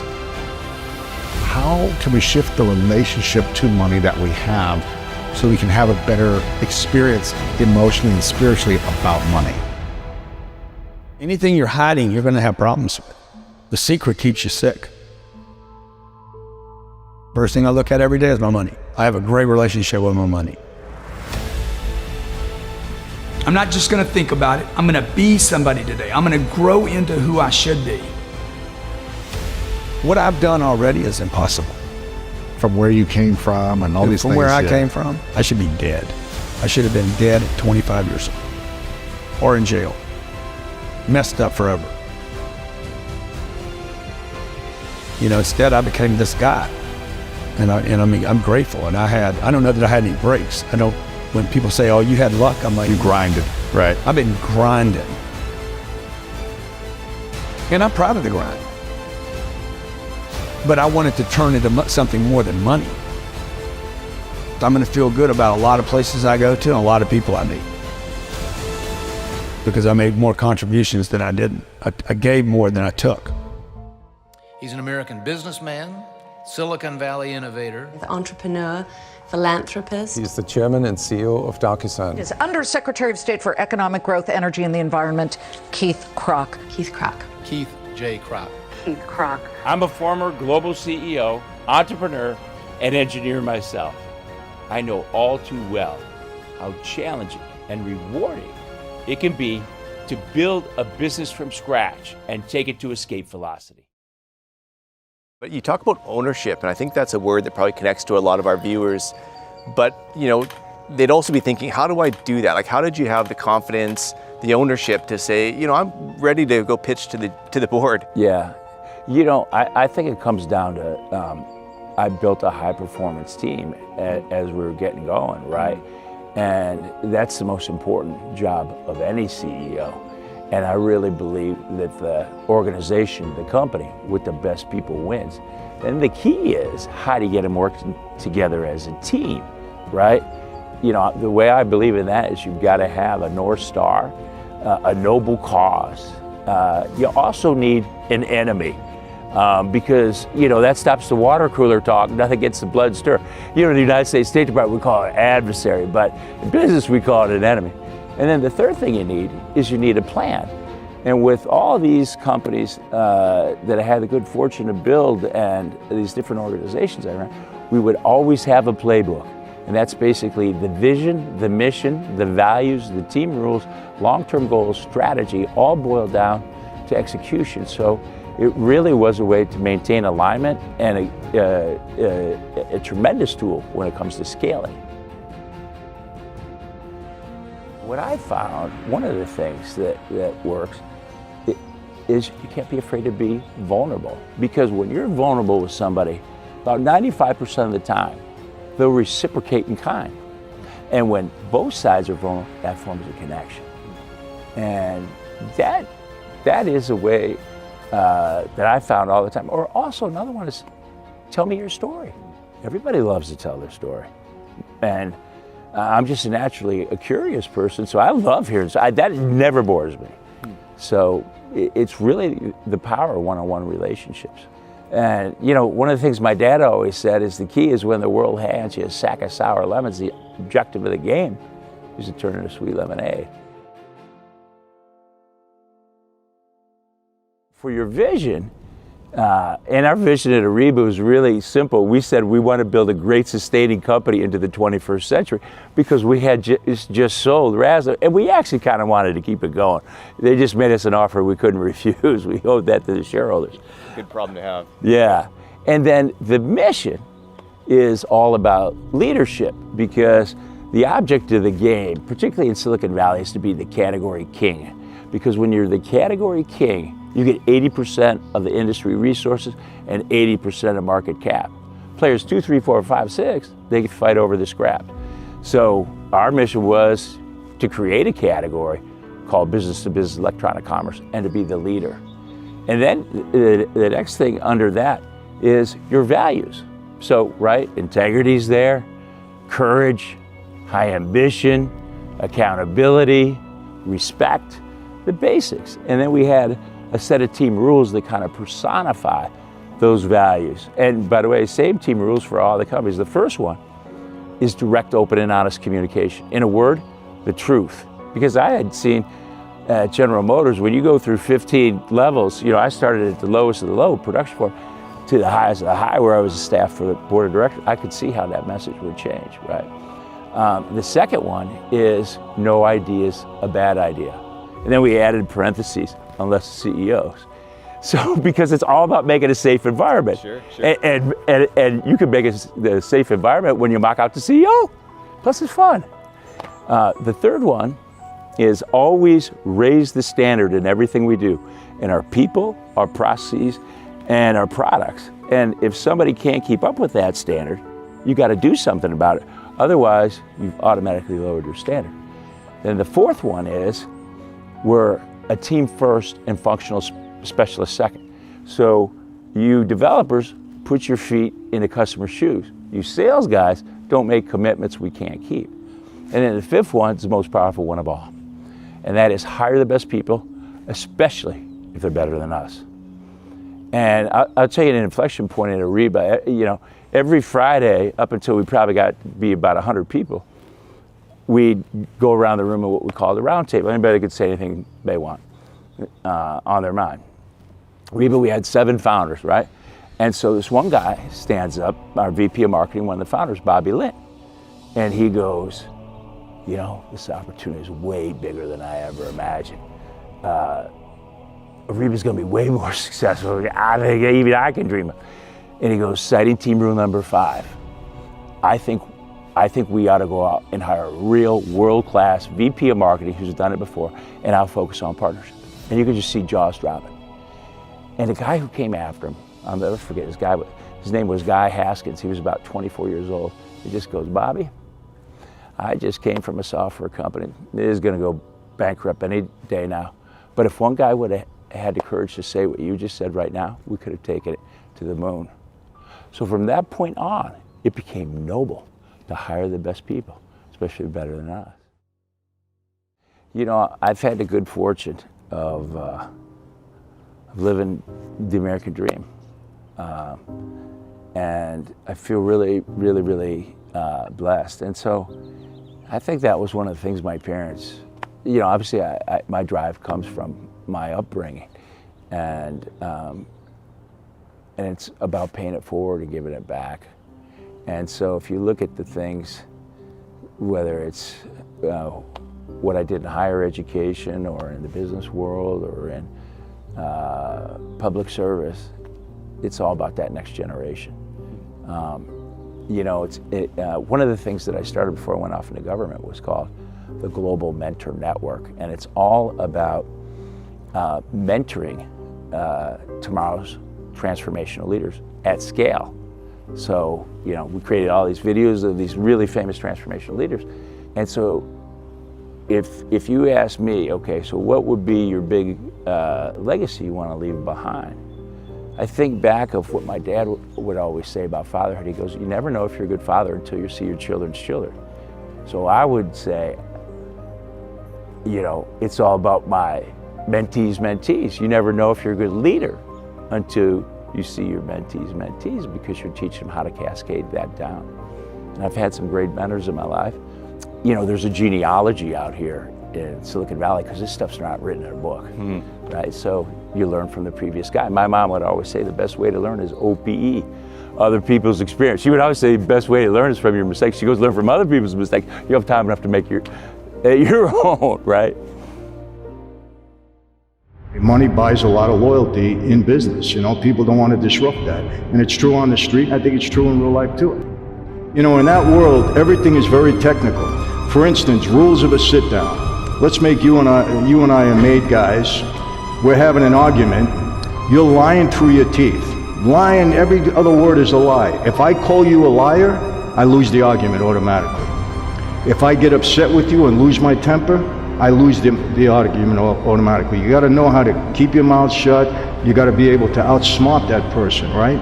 And don't let him make you fall into a trap. Because a lot of times, if an old timer was wrong, he's trying to get you into a trap. So on technicalities, you lose. I learned so many things. I mean, as far as navigating that life, you know, my dad taught me, you know, always be, you know, don't ever be quick to judge somebody. Don't ever be quick to, you know, condemn somebody. He told me how to be a good listener.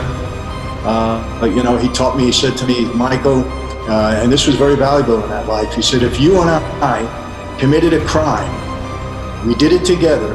He said, 1 minute after we commit the crime, if you talk to me about it, I'm going to say, I don't know what you're talking about. He said, there's no reason to ever repeat anything that you did the wrong way. You know, he said, look at every telephone as a cop. Don't speak on the phone. You know, be careful. So he taught me so many things that they seem like little things, but they were major in that life. You know, I never aspired to be a mob guy. That wasn't what I wanted. I mean, I always say, you know, I was going to be a doctor. I mean, I had a real interest in that. I was an athlete. But, you know, I grew up with my father, who was a very high-profile guy in the 60s. And I love my dad very much. And he went through several trials in the 60s until finally he got convicted on a major federal case and sentenced to 50 years in prison. And, you know, I needed to help him out because he said to me, Mike, I'm framed. You know, they said that he ordered a series of bank robberies throughout the country. He said, Mike, I'm not a bank robber. It's not true. The government framed me. And I believed him. And he saw my involvement in his life as a way to help him out. So he proposed me for membership. It's not something that I would have done anything he wanted me to do. It's okay, Dad, you want me to become a member? I'll become a member. It's not like, oh, I wanted it.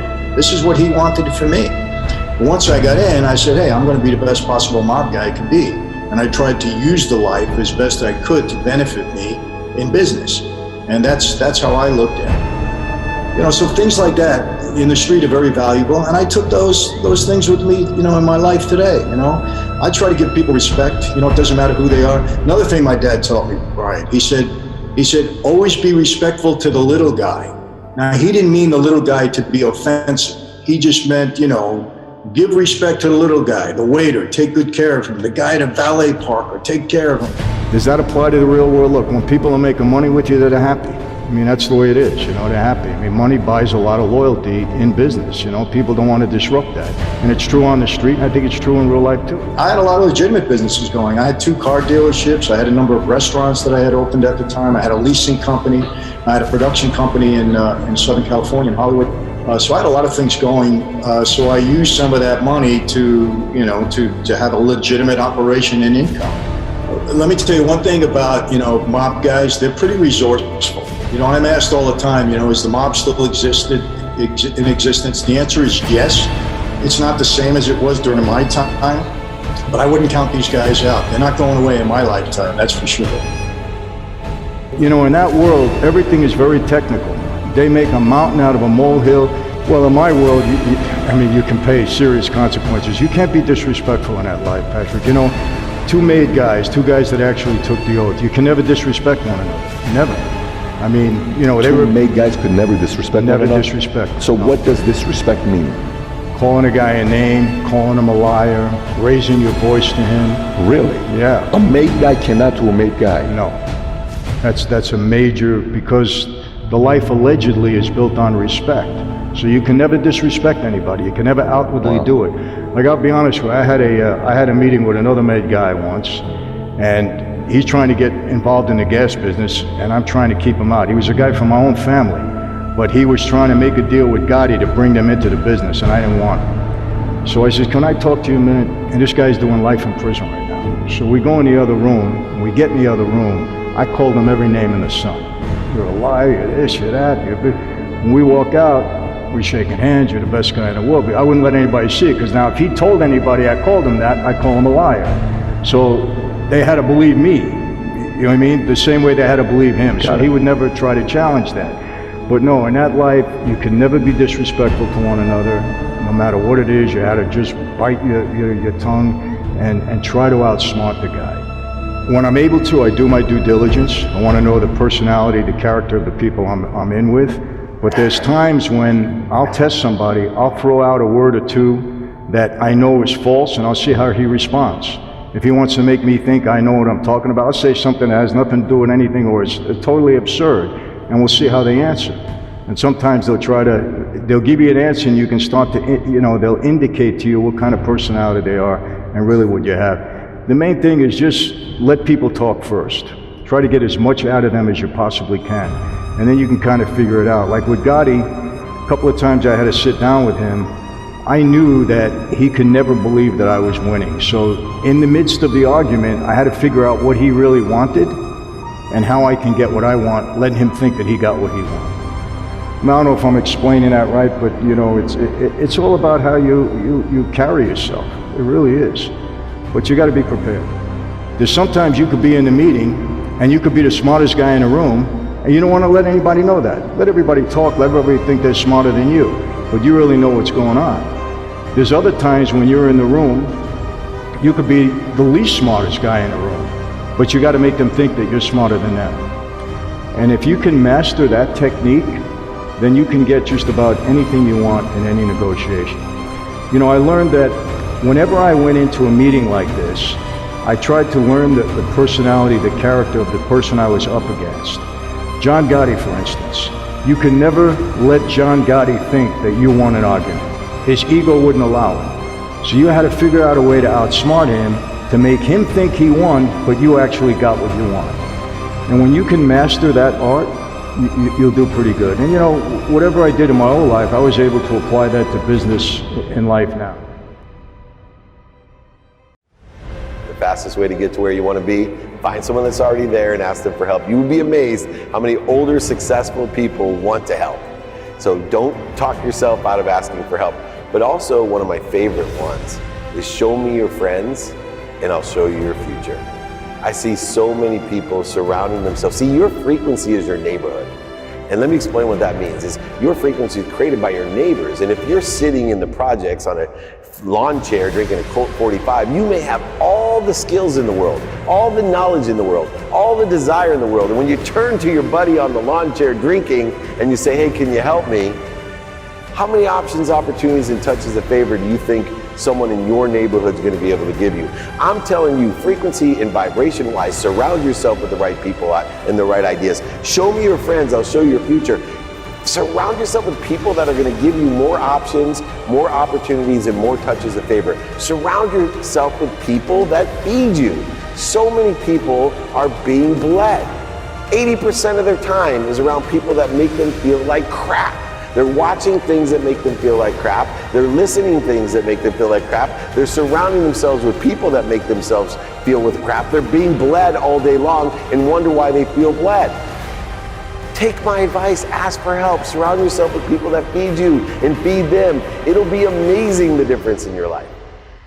When you're young, because they were young and they know how important, they know that they would not be where they're at if they didn't have someone elevate them, and they wouldn't be where they're at unless they're elevating others. You need to elevate others to elevate yourself, but also you need others to elevate you to elevate you. It's amazing. And everyone, see, they get fooled by the closed mind. I tell people, life is so simple today because of the size, scope, and scale of access that we have. We don't have to write. You can DM them, you can email them, you can call them. This wasn't available when we were working for the Oilers or wherever. And why is that important? Because I teach kids, especially, just look for the open mind. How do you find an open mind? Smile at someone. If they smile back, they have an open mind. Tell them you like their clothes. Tell a woman you like their purse or their shoes. If they smile, they have an open mind. It takes 1,000 times the effort to convert or to transition or re-engineer a closed mind than an open mind. And remember this, everybody has an open mind some of the time. Some people, almost all the time. Some people, almost never. But if you catch someone who has a closed mind when it's open, it's really valuable. So qualify people by open minds. They have open hearts and open hands. And guess what? They surround themselves with people with open hearts, open hands, and open minds, which allows you to create two types of people in your neighborhood. People who help you and people that know someone that can help you. Nothing can help you more. There's different worlds that I've lived in. And the first world that I live in is a common one. It's the world of not enough.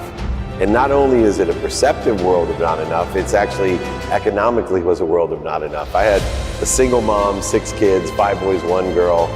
My mom worked 2 jobs as a second grade teacher, packed our dinners in a paper bag, drove us around in a station wagon to fill up turnstiles at convenience stores just so we could eat.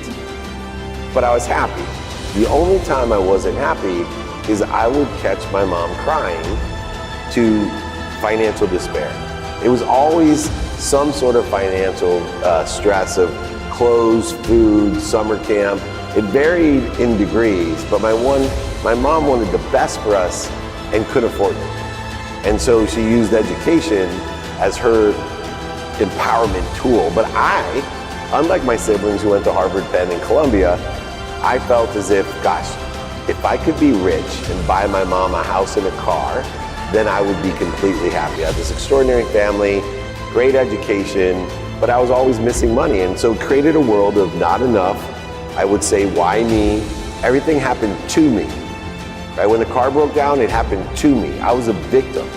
And then through my philosophy of enjoying the consistent everyday, persistent without quit pursuit of this gold mine, this potential of wealth, 9 months out of law school, despite anyone believing in me, they mostly laughed at me, scoffed at me, and made fun of me because I wasn't doing what everybody else thought I should do. I made my first $1 million and bought my mom that house and car. 9 months. Within 9 months of graduating, I entered a new world, I always say, a world of just enough. And that world was a confirmation of a belief that I had. Money could buy you love and happiness. And 3 years after starting that job, we exited at $3.4 billion in 1995. 1995, $3.4 billion exit changed my trajectory. I went to the Silicon Valley. I raised hundreds of millions of dollars. By the time I was 30, I was knee deep in this world of just enough for me. And what I learned was, because money was my God, I used to tell Mom, hey, I don't believe in God. She said, oh, you believe in God, you just don't know what God you believe in. And I didn't really understand what she means. I get a little choked up thinking about it, because at 30, I married my dream girl from the 4th grade. A girl at 6th grade camp, my best friend Robbie, asked her to go steady for me, and she said no. Tell him to ask me himself, and he embarrassed me. So I threw eggs at her, rocks at her. I'm now married to my dream girl. I'm a multi-millionaire. I live in a dream house. I have dream cars, dream boats, dream motorhomes. I have a ski mountain. I have a golf course, everything I ever dreamed of. But I wasn't happy. And when I wasn't happy in this world of just enough, everything became a trade or negotiation. Even giving, right? I would give to receive recognition, acknowledgement, business development. And I'm sure you know people like that live in this world of for me, and they seem very optimistic and philanthropic, but usually they live in that world of a void, a shortage, and an obstacle that I did. And I was always in search of happiness, buying things to be happy, buying more things to be happy, buying things to impress people for their approval, buying more things to impress people that I didn't even like. I had to come to grips that I had become a liar, a cheater, a manipulator, an overseller, a back-end seller. And that I sat there that day taking stock in who I was and what I wanted to become. This is 2 years earlier than me losing everything. I will tell you, if somebody asked me about my bankruptcy at that time, imagine having to ask your mom to move because you forgot to take the house out of her. The only reason I want to be rich is for my mom. Only one reason I want to be rich is to buy her that house and a car. And I have to tell her, hey, you need to move out of your house because I lost your house.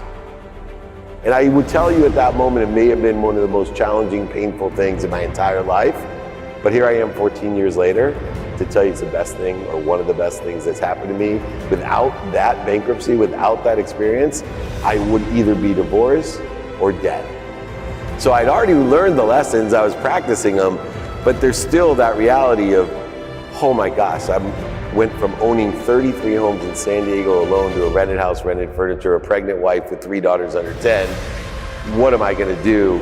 And I gotta tell my mom she's moving. I have really messed this up. And in some respects, I was more equipped, but in others, it was like, okay, I already got the lessons, why are you punishing me? And when I laid there in bed that day of filing bankruptcy and keeping it secret, because I wasn't the person that I am today, I illuminate all my, right? I am who I am. You're either gonna love me for who I am, but you're not gonna, literally, you're not gonna love me for who I'm not. You can hate me for who I am, but you're not gonna love me for who I'm not. I'm gonna tell you the truth and illuminate to the best of my ability, spend minutes and moments outside of the truth, minutes and moments in ego-based consciousness. That's the secret sauce of what I do. But when I lied there in bed, it was another coincidence because tears were rolling down my face. I could not lift up my arms, right? It was harder almost because I knew the lessons. It wasn't like I was in that ignorant arrogance where I was in blame, shame, and justification. I was lying there being accountable, and that's hard. And at that time, accountability still was tied to what did I do to attract this to myself? What am I supposed to learn? It's evolved to what did I do to participate in it, or the perception of it, and what am I supposed to learn? But I remember, like, I wanted to get up. TV was on, almost like The Jacket. One of my favorite movies is Rocky. And so I'm lying there, completely crushed. And I turn it on and there's Rocky 1.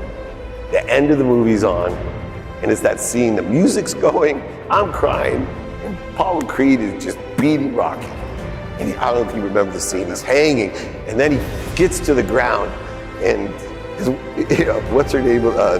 Adrian's in the back, and he's sitting there, and he couldn't get up. 6, right? And Mickey's like, stay down, right? And everyone else, get up, and Rocky, and I'm sitting there, I'm down, and I'm watching him, he looks up. I see it, he looks up. Somehow, the music going, and he gets back up, right? And then he pops Apollo in the ribs, and that round ends, the second to the last round. And the movie continues on to 8 more movies or whatever. I think to myself, what if he didn't get up? What if that movie ended that he was just crushed? He had learned all the lessons. Remember, he went through all the different lessons in the movie that made us root for him, love him. But that one moment of bankruptcy, he had a decision to make. If I can look up, beyond everybody else, I'm gonna get up. And because he got up, we all know what happened in the other 8 movies. I wanted to see what's gonna happen in the other 8 movies for me. Yeah, well, first of all, look up and then breathe. Think about what you want. Think about how you can help and who can help you. And then start thinking about how. And then prioritize that very first step, prioritize that very first day. Start thinking about what you want and continue every day enjoying that consistently, persistently in the pursuit of your potential. Also, have an open mind. Remember, I talk about what I think I want in the future. I'm open to learning and changing my mind. I love fast learners and I love hypocrites. And so if you feel that way, look up and then think about what you want, who you can help and who can help you, how best to get that done. I promise you, each day will become easier, it will aggregate upon itself, and pretty soon, you too will be an overnight success. If you understand the system, you can use it to your advantage. If you don't understand the system, it is going to screw you over many, many, many times. When you say manipulate the money, they literally just make more of it. Right. Magically. Literally. And this is where the rich will become richer, the poor will become poorer, and the middle class will get wiped out. And the reason why is because some people, rich people, will understand money and they will continue teaching their kids. And everybody else, the majority of people who have no idea what's happening, will continue to become poorer because they don't even see it happen. As the value of the dollars drop, what happens? For regular people, your salary doesn't stretch as far. Your savings don't buy you as much. And so you're effectively becoming poorer each and every day because for most of us, we're taught to save our money. That's what I was told to do growing up. That traditional Indian house is save, save, save. And so I was told to save my money, and your savings are becoming less valuable each and every day. Well, what wealthy people do is they're not storing cash, they're buying assets. So your investments are zero, and your savings, you're trying to grow that, thinking that you're gonna become wealthy. But you're never gonna be able to outsave inflation. Your savings are literally making you poorer each and every day. However, you don't wanna just not save any money. You gotta be strategic with it. What I like to say is, there are 3 reasons why you should be saving money. You save money for an emergency, have somewhere between 3 to 12 months worth of expenses, depending on your risk tolerance. Save money for a big purchase, you wanna buy a car, you wanna buy a house, you need some cash to do that. Save money for an investment. If you're not saving money for one of these 3 reasons, you are saving your money the wrong way, and it's making you poorer each and every day. What are the things, the habits that keep people poor? Wow, well, the first one really has to do with understanding money, because unless you understand what money is, none of the other habits really matter, because at its core, what is money? And when you ask people that, you might say it's a $100 bill, a $50 bill, that's what money is. But what is that money? Because that money that we have today is different than what money was 60 years ago. The money that we call money today is currency. It's really just pieces of paper. And when you understand that, it's gonna change what you do with the money. And the reason why I'm saying that is because my family's from India, a state in India called Punjab. And over there, it's a very traditional thing that when you earn this paper dollars, many people will convert this cash into gold because they understand that these paper dollars lose value and it's just paper. So they want to convert it to something real, something tangible, so they will go out and buy gold with it. You have the government and the Fed. The government spends money. Now, where do they get their money? Well, they get their money from taxpayers, people like you, me, people watching this video, through tax dollars. Now, can we hammer that for a second? Sure. The government does not make money. The government takes money from people who are making money. Right. Now, that's not necessarily bad, because they provide a lot of amazing things, but they're not necessarily efficient with their dollars. You know, you have to understand what someone's role is. If you are a company, right, you have a company, your job is to make a profit, because if you don't have a profit, you're not going to be in business unless you have some other stream of, venture capital debt or something. But if you don't have a profit, you can't continue operating. And so your job is to be as efficient as possible as a company. The government can actually be benefited by being inefficient. Because what is the government's job? You have to understand what is their role. If their goal is to create jobs, well then you can be as inefficient as you want and you can achieve that goal. Because if my goal, if I'm the government, I just want to create as many jobs as possible, I can pay people to pick up this mug and put it from the left hand to right hand. I just created a job. You're employed, you have an income, but you're not producing anything of value.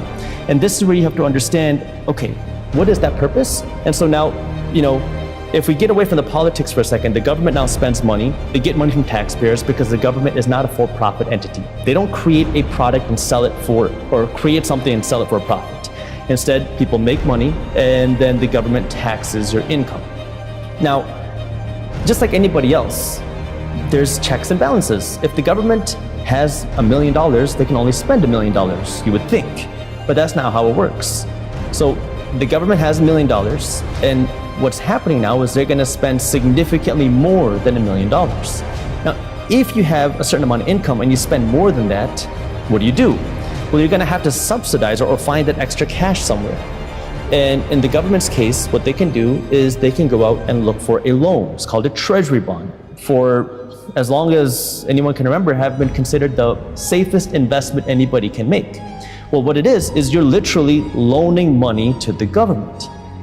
But what happens now if there's not enough people out there to loan money to the government? If the government wants trillions and trillions of dollars, if there's not enough people out there to loan that money to the government and they keep wanting to spend more money, you still got to make up this cost. So what do? They call up their friends at the Federal Reserve Bank and they say, hey, we need a $2 trillion loan. And then the Fed's going to say, okay, we got you. Now remember what I said, they're not a reserve. They don't have a cash pile anywhere. So what do? They go to the money printer, boop, boop, boop, and now they can print out $2 trillion. They loan this cash to the government, and now the government got the $2 trillion. The Federal Reserve printed it out of nothing. The government can now take this $2 trillion and spend it in whatever way that they want. It can be inefficient, they can try to create efficient products, but their goal is to hopefully help people.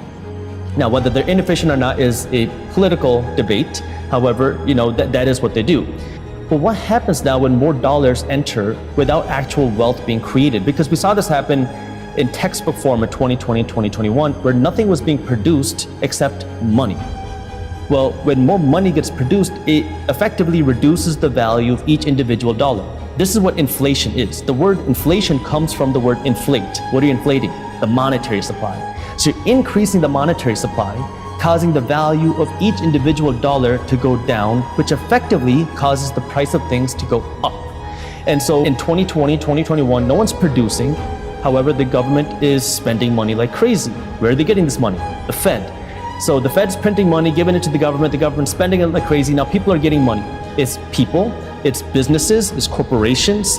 This money is being spent, and now everybody is like, wow, I'm sitting at home and I'm rich. You have some people who are getting big unemployment checks. You have some businesses getting millions of dollars, and everything is running smooth. And people are spending money like crazy, buying things, but nothing is being produced. So then what happens? Well, now you have a supply chain mess because everyone's buying all the stuff in stores. However, no business is able to produce anything because the economy shut down. So the supply chain issue then you start to see is a byproduct of the inflation, because everyone's trying to blame, the inflation is happening because of supply chain issues. But you have to look at what is the real root cause. The inflation is what causes the supply chain issues. How do you decide who gets that money or not? I mean, they're printing money. Somebody's got to pay for that. Who's paying for it? Regular people, average people, because now it's a hidden tax. Because the government can't just spend money without somebody paying for it. They have to generate the tax dollars. If they don't pay it through tax dollars, somebody's still going to have to pay a tax. And inflation now is a hidden tax. It's a silent tax. It affects the people who don't understand money, and it disproportionately affects the poor and the financially uneducated. And this is why financial education is so important, is because if you don't understand this, you are going to get screwed over by the system. Because now, guess what? Your gas is going to be more expensive, your groceries are going to be more expensive, your home cost is going to be more expensive. The cost to do anything is going to cost you so much more today, next year, the year after that, while your salary, hey, you got a raise, but you're actually broker now than you were before the raise because your raise isn't keeping up with inflation. Is this the business I'm going to start? With 20 hours of focused effort, most people can be pretty decent at something, whether it's guitar, it's singing, even cold calling. If you actually cold called for 20 hours, focused effort, you'd be decent. But most people spend years waiting to do the first hour. And so I like thinking about things in terms of directionally correct rather than will I hit it or not? Because it's easy psychologically for us to say yes, no, honest, dishonest, etc. But it makes making decisions really hard. Because you're like, is this the path for me? Whereas like, well, if I started something, I would be more likely to be successful than if I did not start anything. And from there, I will gain experience and perspective to then make the next iteration on the main thing. And most people had a graveyard of failures before they had their actual first success. What amount of action would it be unreasonable for me not to be successful? And so for me, it's like, I believe that if you do 10,000 cold calls, you'll get better. Like it would be unreasonable for you not to be good. Like after that level of effort. If you take half your paycheck every month or a third of your paycheck every month and you say, I'm going to advertising university, which is I'm going to spend money actually advertising, trying to get people to click on this thing and give me their name and phone number. If you go and you spend that amount of money on actually advertising, after a year, after 2 years, you'll probably be pretty good. Especially if you join a community of other people who are doing the same thing, right? You seek out mentors who have done and can give you frameworks that you can just work off so you can shortcut your path to success. It becomes unreasonable that you wouldn't be more successful in the future than you are today. Just embrace the suck. And so it's like, how can I normalize no's? So it's like, if I'm teaching somebody to sell, it's like, dude, I need you to get 100 no's. And the thing is, all of a sudden, if the no becomes the goal, then they realize that it's about the process and not the outcome, and then they will become better salespeople because they stop being afraid of it. The same thing, like for training a salesperson, I want them to hear the gasp, right? Which is like, you say a price over the phone. Everyone's afraid of saying the price. It's like, dude, if you didn't get a gasp, you didn't go high enough. Right. And they're like, what? I'm like, oh, you failed. Terrible sale. They didn't gasp. They're like, really? And so then it flips it and becomes a point of pride. It's like, oh, I got her. You should hear the gasp on this one. And so all of a sudden they stop being afraid. We normalize, we do like exposure therapy and things that people are most afraid of. And I hope that with all the stuff that we do, that we can do that in a micro way for at least a handful of people. So they just start doing and realize that they're going to gain perspective, and the light of their knowledge will give them the next foot. But the thing is, they're stuck on the first one trying to take the first path when they have no idea what to do. They should focus on one thing in general, rather than lots of different things that you're not sure about. Because if you're starting out, everything looks like an opportunity. So the correct answer is all of them are opportunities, but all of them won't work unless you pick one, right? So you have to say no to all the other mistresses. So boom, you pick one. And then from there, I always say 6 figures is sell something to someone. That's it. And if you want more detail, sell something to someone. So it's one avatar, one product, one channel. So you don't have to figure out, how do I create 20 pieces of content across? It's like, just pick one channel, one media source, whether it's Facebook, Instagram, YouTube, whatever, Twitter. Consistently start going on that, whether that's cold outbound, whether that's content, whether it's running paid ads, whether it's affiliates, word of mouth, whatever it is. And start reaching out to people there to start selling your stuff.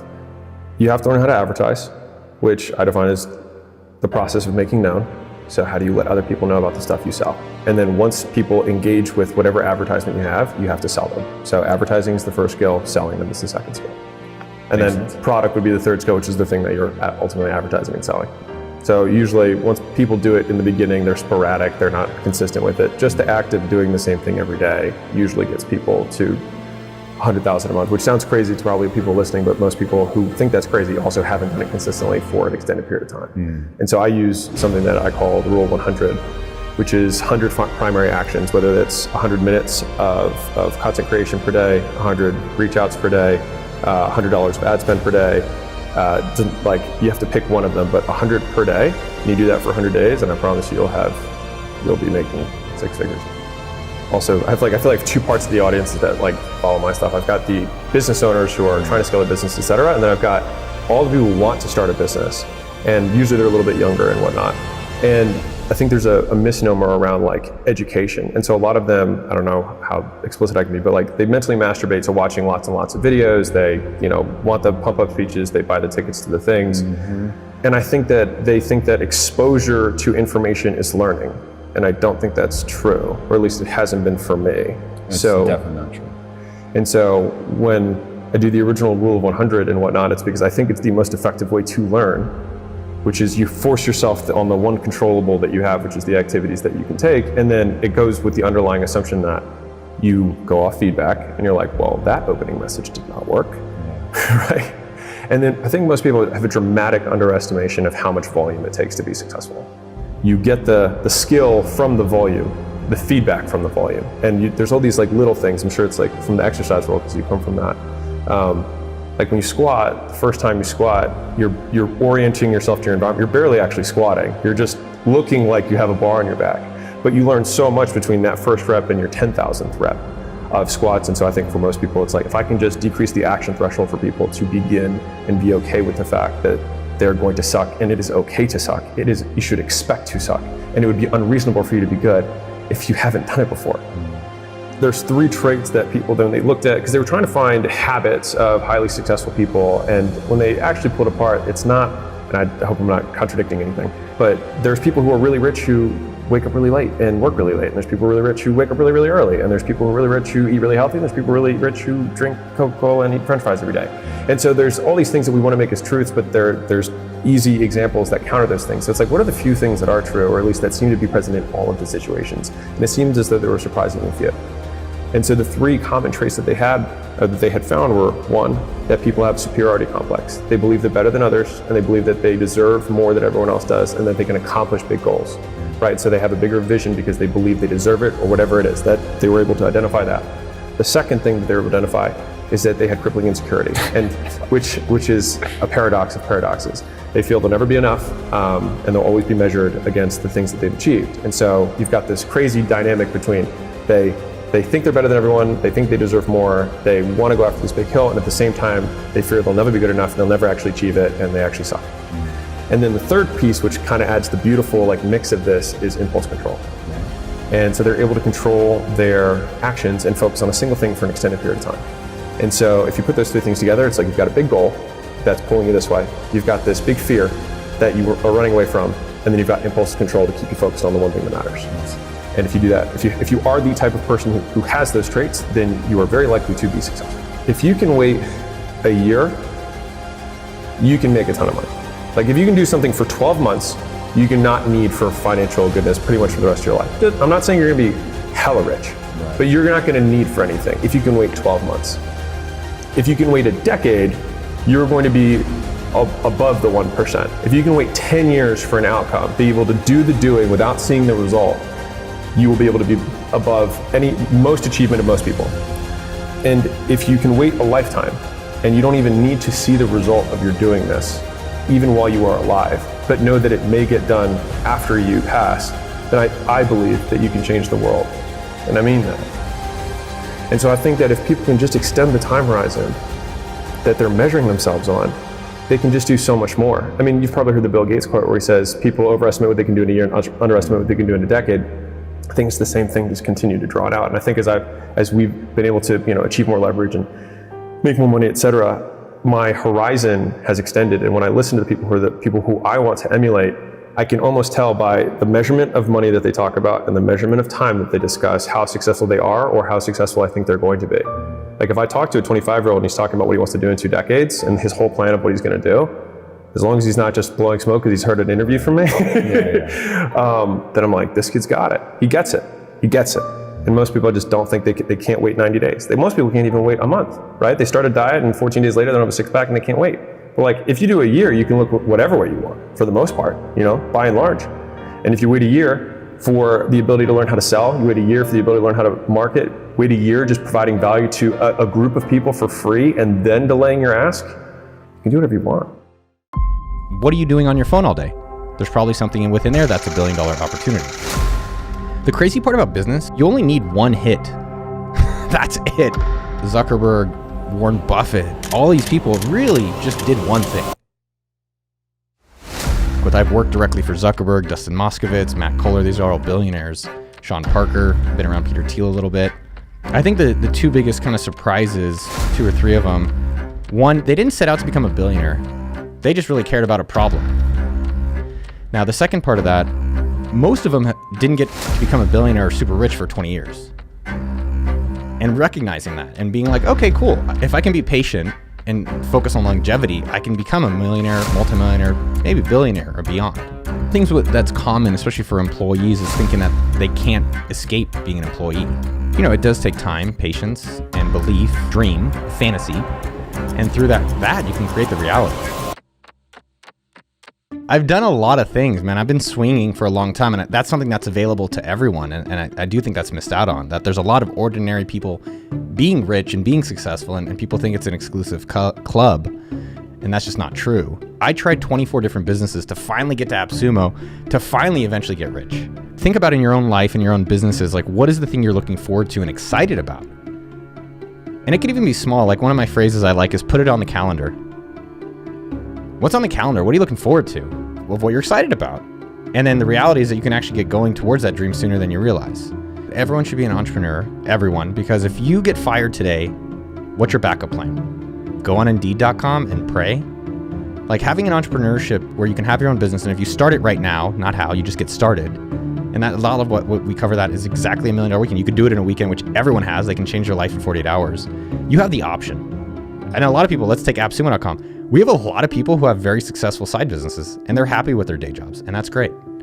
But I think people don't swing enough. They don't even get started swinging, and that's, they're not ready on the sidelines. And there's never a good time. The best time is right now. It's not yesterday because that passed. It's not tomorrow because you don't know. It's right now. There's 3,100 billionaires on the planet, which is not that many. So if you want to meet one and learn from one, that's a really great cheat code of life, and they're accessible. And so taking a step back around interviewing billionaires on our YouTube channel, and then myself running almost $100 million a year business at AppSumo.com, it's the power of asking is the most powerful thing that no one is really improving on or really getting started on. And that's available. There's no exclusivity on it. The upside of asking is unlimited, and the downside is a moment of discomfort. The second thing with this YouTube channel from interviewing billionaires and millionaires is that there's so many different ways of getting rich.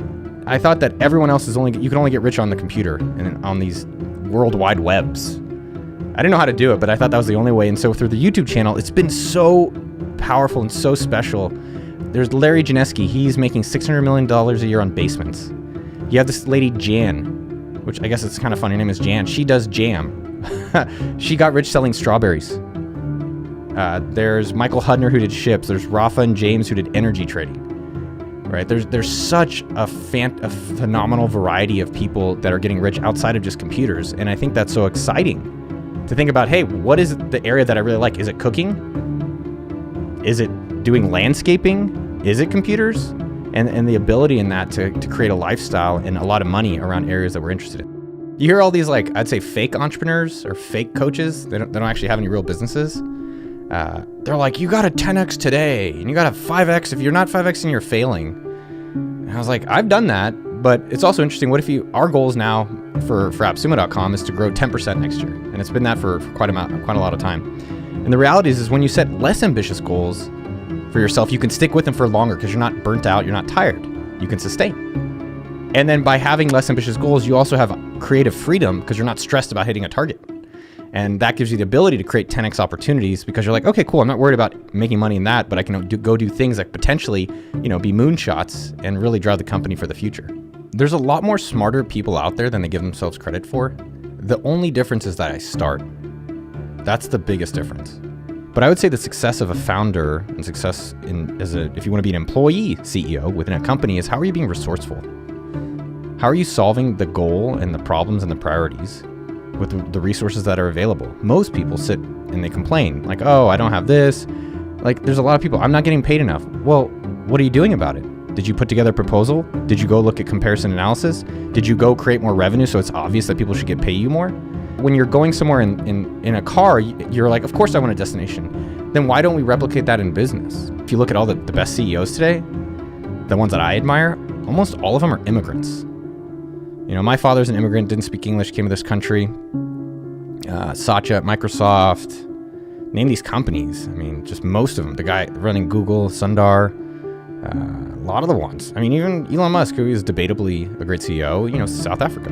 And so what is it with them that we can all learn from? And at AppSumo.com, we have Eamon from Iran, my father's from Israel, Alona's from Uzbekistan, Sean is from London, Vanessa's from Colombia. Like, what is it about immigrants that we can all copy? Because that is what built America was. We all came here from somewhere else. And so the two things that have really struck with me, and I saw this woman who exemplified it. Her name was Sharon.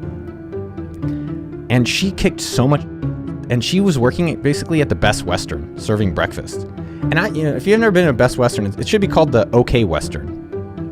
right? It sucks. It sucks. But she was working like she was at, the Four Seasons. I could not believe it. She's like bringing me pancakes. She's doing all these things. And she was acting like a founder and an immigrant. I would say she is an immigrant. And I asked her, I said, tell me more. What's really going on? She's like, there's two things. It's my attitude and it's my effort. Because that's in control, that you're totally in control of your attitude. And that's what I look for when I work with people and we hire people at Absolution.com. And her effort. There's literally no restriction on effort. There's no law. The only law is 24 hours. Besides that, you can work as hard as you want. A lot of my success is just because I'm in the market and the market does well. But I'm curious about these things, number one. So I was curious about social networking and I was like, man, money, I think worldwide it's pretty important. I think there's going to be something if you have a free money tool, that's going to be big. Same thing then with Facebook games, that was going to be big. Then I did payments for games, that was big. And then I did kind of a Groupon business, which became AppSumo, that was big. Then we built SumoMe.com, that was big, which is a software tool. So ideally, number one, you're curious. Number two, how do you get a part of it today, right now, not how? Don't worry that you don't have a website, don't worry you don't have a big social media presence, but what can you take action on to put yourself in that space? So can you be in a community online? Can you geographically move?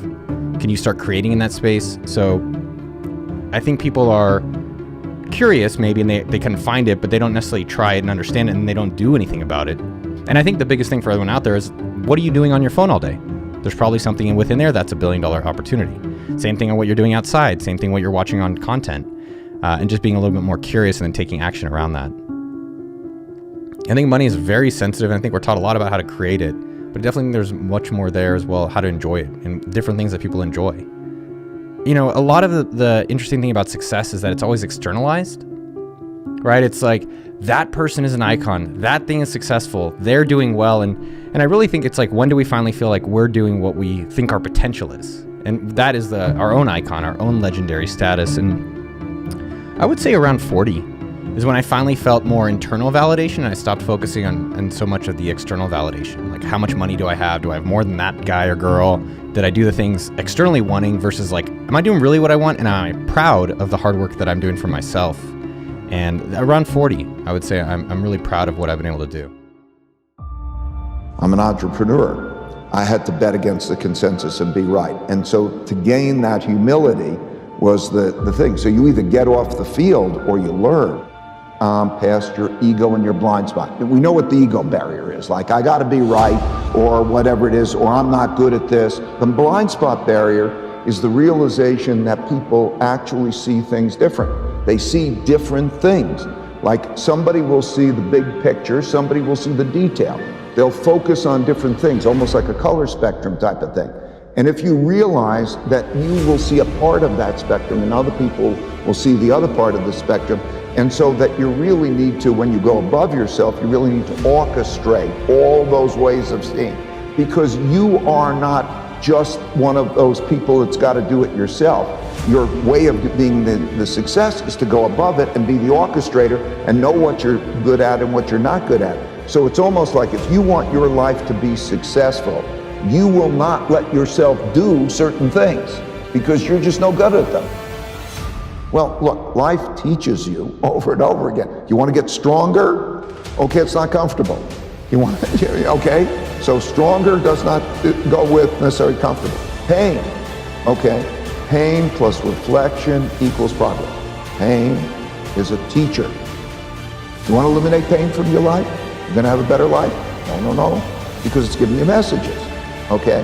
So many different things are the opposite of what we're taught. And it goes down to even the education system, okay? You fail. Hey, that's the beginning of a discovery process.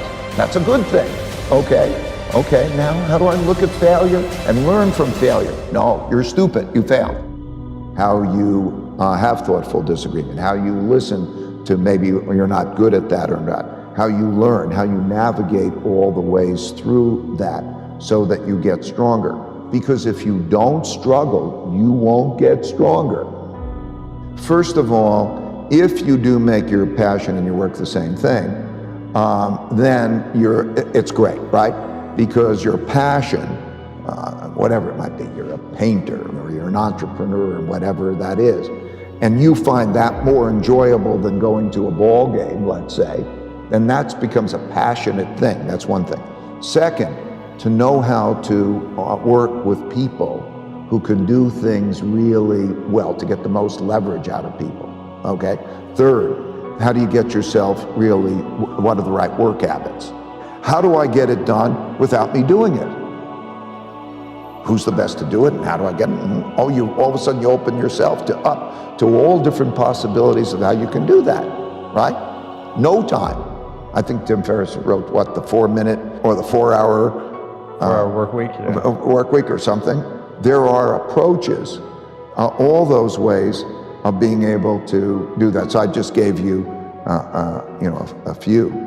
If you want self-discovery, then you'll find your ways of getting the self-discovery. They'll appear all around you. And yes, you have your nature, the thing that pulls. Don't be, a round peg in a square hole. Find your nature, what's going to flourish and make your, that's why I said when you were talking about your development, mine too, make your passion and your work the same thing. Know what your nature is. Yes, so I believe in terms of that particular nature. Then we get to the particular of one of the big choices in life is savor life or accomplish. Like, we have a lot of choices in our lives, and they're almost sort of mutually exclusive sometimes. I want to go to the ball game, and I want to watch a movie, and I want to do that, and I just want to sit back and on a nice day and smell the roses. Okay, simultaneously, I want to change the world. Okay, I want to change the world, and I've got this. Or the work-life balance question, and all of those. We face those types of choices, right? So it's really important to go above oneself and to reflect on that.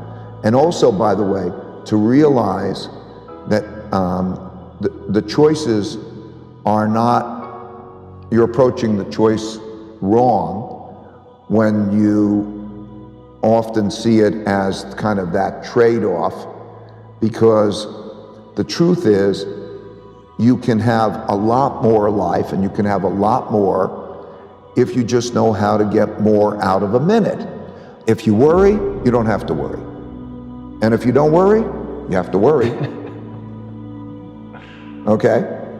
Because what I mean is, if you're worrying about what can go wrong, chances are you will create the protections against that thing going wrong, and therefore that's good. And if you're not worrying about the things that are going to go wrong, then they'll probably, the things you never expect are going to come and hit you. Okay? And so it sounds counterintuitive. If you worry, you don't have to worry. And if you don't worry, you better worry.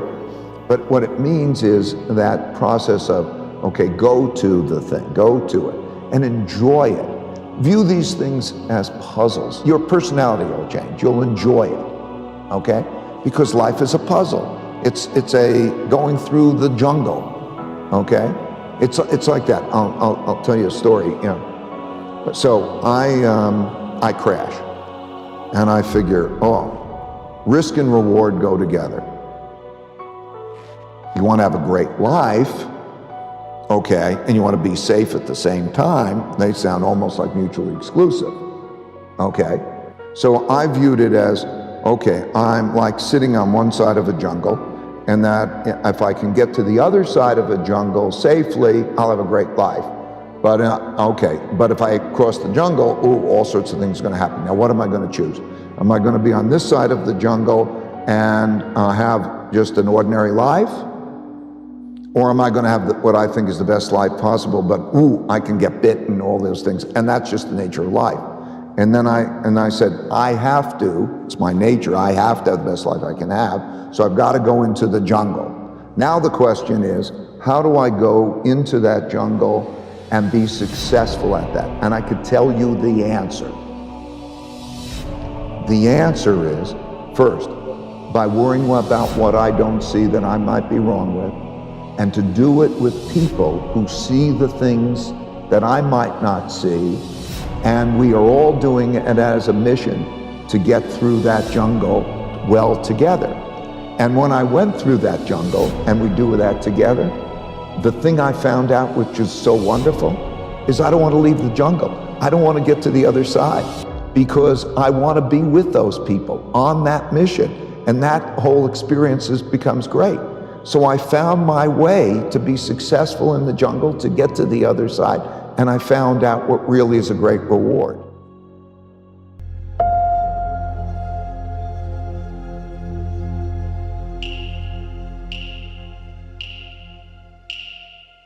My number one competition is me. It's always you versus you.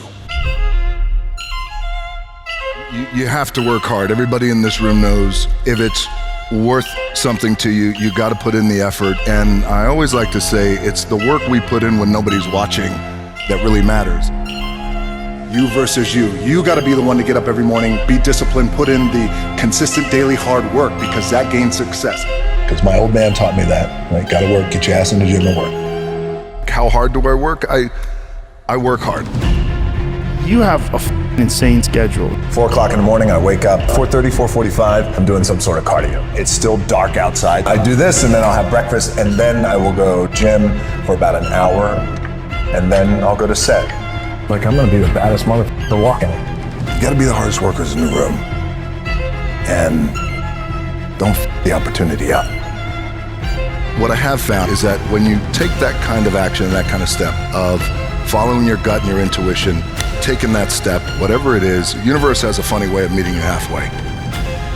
Just realize there's more and think more. Think for more. You don't have to be just this. Man, the work ethic, the drive, that hunger to compete, it never goes away. The person I compete with most is just me. It's you versus you. It's easy, I think, when you go to work, you got a lot of people around, you galvanize everybody, you could feel the momentum and the energy start to go. And not to oversimplify the work, but it leads to work begets work. So if we're all together in a room, we're gonna work, but it's the stuff you do on your own, away from everybody, really that matters. So you gotta put in the work. How hard do I work? I work hard. Everybody in this room knows if it's worth something to you, you got to put in the effort. When I wake up in the morning, I have got to be running towards the thing that I want to do and not walking towards it, not, oh, I really don't feel like doing this, or God, why did I agree to do this, or why did I get into this business with somebody at such, I got to be running to it. And I realized that if I'm able to do that, get up in the morning and run to it, then I'm in that place of joy and happiness. Doesn't mean that the work goes away, the work ethic goes away, you work even harder, but so I got to run towards it. So the second part to this, to answer you directly, is I don't know if there's anything that I could point to and say, I've never done that, therefore I want to do it. But I can tell you that what I do these days, I run to, I love. So what I realized is now it has to be the thing that I do, has to be the thing that I love to do, and therefore, almost like Hollywood conformed years ago, I found that if it's the thing I'm running to and I love to do, then everybody comes with me. I know when I don't want to work out at midnight, well, that's when I have to work out at midnight. I'm glad I did. I came in here, pushed myself, pushed past the fatigue, but more importantly than the physicality part, I think, is just being able to come in here, set the edge, the psychological edge, and just recalibrate from a long day, think about what I'm doing tomorrow, what I want to do the next week, month, year, etc. So I would highly recommend to you guys of doing the daily consistent that you don't want to do, push past it because there's so many people who aren't willing to do it at all. To become one of one and to go for as many years as you've gone, and the highs and the lows and the losses and the injuries and the setbacks and all this other stuff that you go through, what drives you? I can trace back my my work ethic to, we were evicted out of we had a little efficiency apartment in Hawaii, and we were evicted out of there, couldn't pay the rent. The rent was $280 a month. We eventually got kicked out. When we got kicked out, I was 15 years old. I'll never forget it. I was standing there at the door. There was not the padlock, but the notice. In that moment, I saw my mom crying, and because I'm a mama's boy, and that kind of pain really impacted me. And I thought then, I want to do everything that I can to make sure we never get evicted like this again, and make sure that she's never this upset again. I didn't even know what that meant at 15 years old. It just meant I have to work. I have to work. I have to do something with my own two hands. I love the competition. I love to win. And I also love to learn. I don't say lose, I say I love to learn. I reached this point in my career where I started to realize, I've done pretty good, and we're sitting up top on this mountain. And I realized this happened, it was a big revelation for me about a year ago, where I thought, okay, I'm on top of this mountain, a few things can happen from here. I reached this point in my life. We could either stay here and enjoy the view and bask in it, or we could go back down the mountain, right off into the sunset. And I thought, well, the first two don't seem like it's in my DNA. I know what we should do. Let's go build more mountain. Not only let's go build more mountain, but the difference is, for me, is now bringing everybody with us to build more mountain as well. Ultimately, as we go along on the road of life, you become so uniquely focused, myopic on the thing that you want to attract and compete for and accomplish. How was your relationship with Vince, and what things did you pick up from him, specifically with the relationship behind closed doors? The relationship with Vince and I was a great relationship because it was based on I'm willing to work for every dollar. I'll tell you a story about Vince too as well that really helped expand the aperture of my brain in terms of business. But our relationship with Vince and I, it was about the work, I'm willing to put in the work, and I have a tremendous, boundless respect for the business of pro wrestling. That is so deeply important to him. That's his life, it's his world, it's his blood. And I grew up in the business of pro wrestling. My grandfather wrestled for Vince's dad in the 70s. My dad wrestled for Vince in the 80s. So I went into this with a tremendous amount of respect and reverence, willing to put in the work. Let's get to work. That competitive nature, that never goes away. Do you think that is in you? Do you think that's maybe pops behind closed doors would say certain things to you that you remember? Do you think that's somebody offending you that you said, you're gonna say that to me, watch? What do you think that comes from? Like, is it duplicatable, or is it you either have it in your DNA or you don't? I think there's versions of it that are duplicatable, and but we all go through our own journey and process. So there's something I think that we all can tap into that becomes our juice and our wiring. For me, you bring up my old man. My dad was a professional wrestler at a time when professional wrestling, I think, wasn't as globally renowned as it is today. My dad was paycheck to paycheck kind of guy, and when I decided to get into professional wrestling, we had the biggest fight about it. And ultimately he said, look, I'm not too sure if you have anything to offer. I mean, it got to that level. How old are you at this time? I was 22 years old, 23. And I understand what he meant in his limited capacity to love. He meant, look, I live in this little apartment in Tampa, right up the road, I-75. I don't want this life for you. I think there's more for you out there. And I said, yeah, but I got to follow my gut and my instinct. Along the road of life, we always have these moments that are seminal moments where somebody, sometimes it's a loved one like my old man, sometimes it's a friend, sometimes it's a boss, sometimes it's a stranger who says, you can't do it, you're not good enough, don't even try, pack your stuff and go home. Same thing happened to me in Hollywood. The most important thing is to be what I was and am and will be tomorrow, and that's real. And again, that's when everything starts to conform. So I think in the school system, they don't want us to learn about money because they just want to pump out good employees that do what they're told. I mean, if you look at school, it's opposite of what it takes to be successful in real life. Don't make a mistake.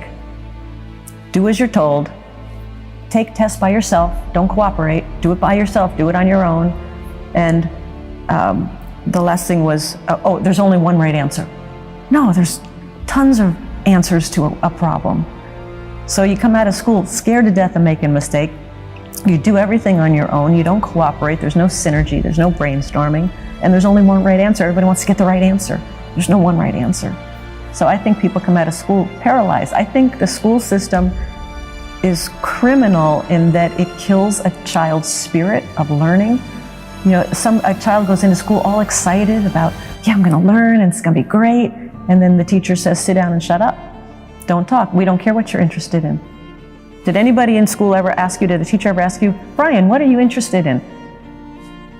I never did. I never did. So they just teach you what they want to teach you instead of finding out what the child is interested in and teaching to that. So I think kids come out of school scared to death of making a mistake. They come out paralyzed. They don't know what they want to do because their spirit and their creativity has been crushed inside of them. So you almost have to do a whole reprogramming once you get out of school so you can find out what it is that excites you, what it is that where your passion is. When Robert and I had our first date back in 1984, he asked me in Hawaii. Okay. He said, "What do you want to do with your life?" I had been fired twice from the same job out of college, twice. From the same job? Yep. They fired me and they hired me back and they fired me again. And I knew I wanted my own business. So on our first date, he said, "What do you want to do with your life?" And I said, "I want my own business, but I don't know anything about entrepreneurship. I've never been around entrepreneurs."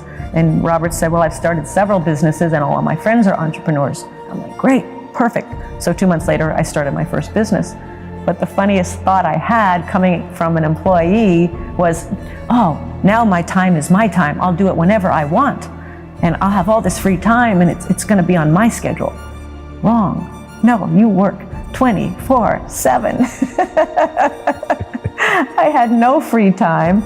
And I'm like, okay, so that was a myth I had, but that was my mindset as an employee, that where you work 9 to 5, oh, now I can get up and I can start at 11. And if I want to work at night, I can work at night. No, you're working, especially when you're starting a business, it's 24/7. Entrepreneurship is not for the faint of heart. It is not. Because you're always pushing the envelope, right? And the purpose of an entrepreneur is to solve problems. So every day something happens and you're like, oh, I didn't expect that. And you got to deal with it. And I also say entrepreneurship is the fast track to personal development. Because every day, right, you're facing something right here. It's like, oh man, and you can't back down from it. You gotta deal with it. They say like 50% of businesses fail. And I think what happens for a lot of first-time business owners, they're coming out of a job. So they're coming out of an employee mindset. And I know this one guy, for example, in Phoenix, Arizona, and he decided he was going to start his own business. And he had been an employee all his life. So what's the first thing he does? He goes and rents a nice office space. Then he buys all the nice furniture. Then he gets a secretary. He hasn't made not $1. And he spends all this because he thinks that's what an entrepreneur looks like. Versus, go make the money first, then go rent your office. If you even need an office, start out of your home. We all started, all the entrepreneurs, successful entrepreneurs I know, all started out of their home. But a lot of people I see, they quit their job, they start their part-time business, and because they're struggling for money, they make bad decisions because they're just trying to find how to put money in their pocket to keep their business alive. So I think if you are an employee, that's a smart way to go. What you just said, to start a part-time business, start learning what it takes, the reality, you got to get the reality of what it takes. And I came across a study, and it was a study of centenarians, people that had lived over 100, and they wanted to find what were the common denominators, and they found 3. And one was they had a sense of purpose. It didn't matter how big or small, but they had a sense of purpose. Number 2, they were optimistic.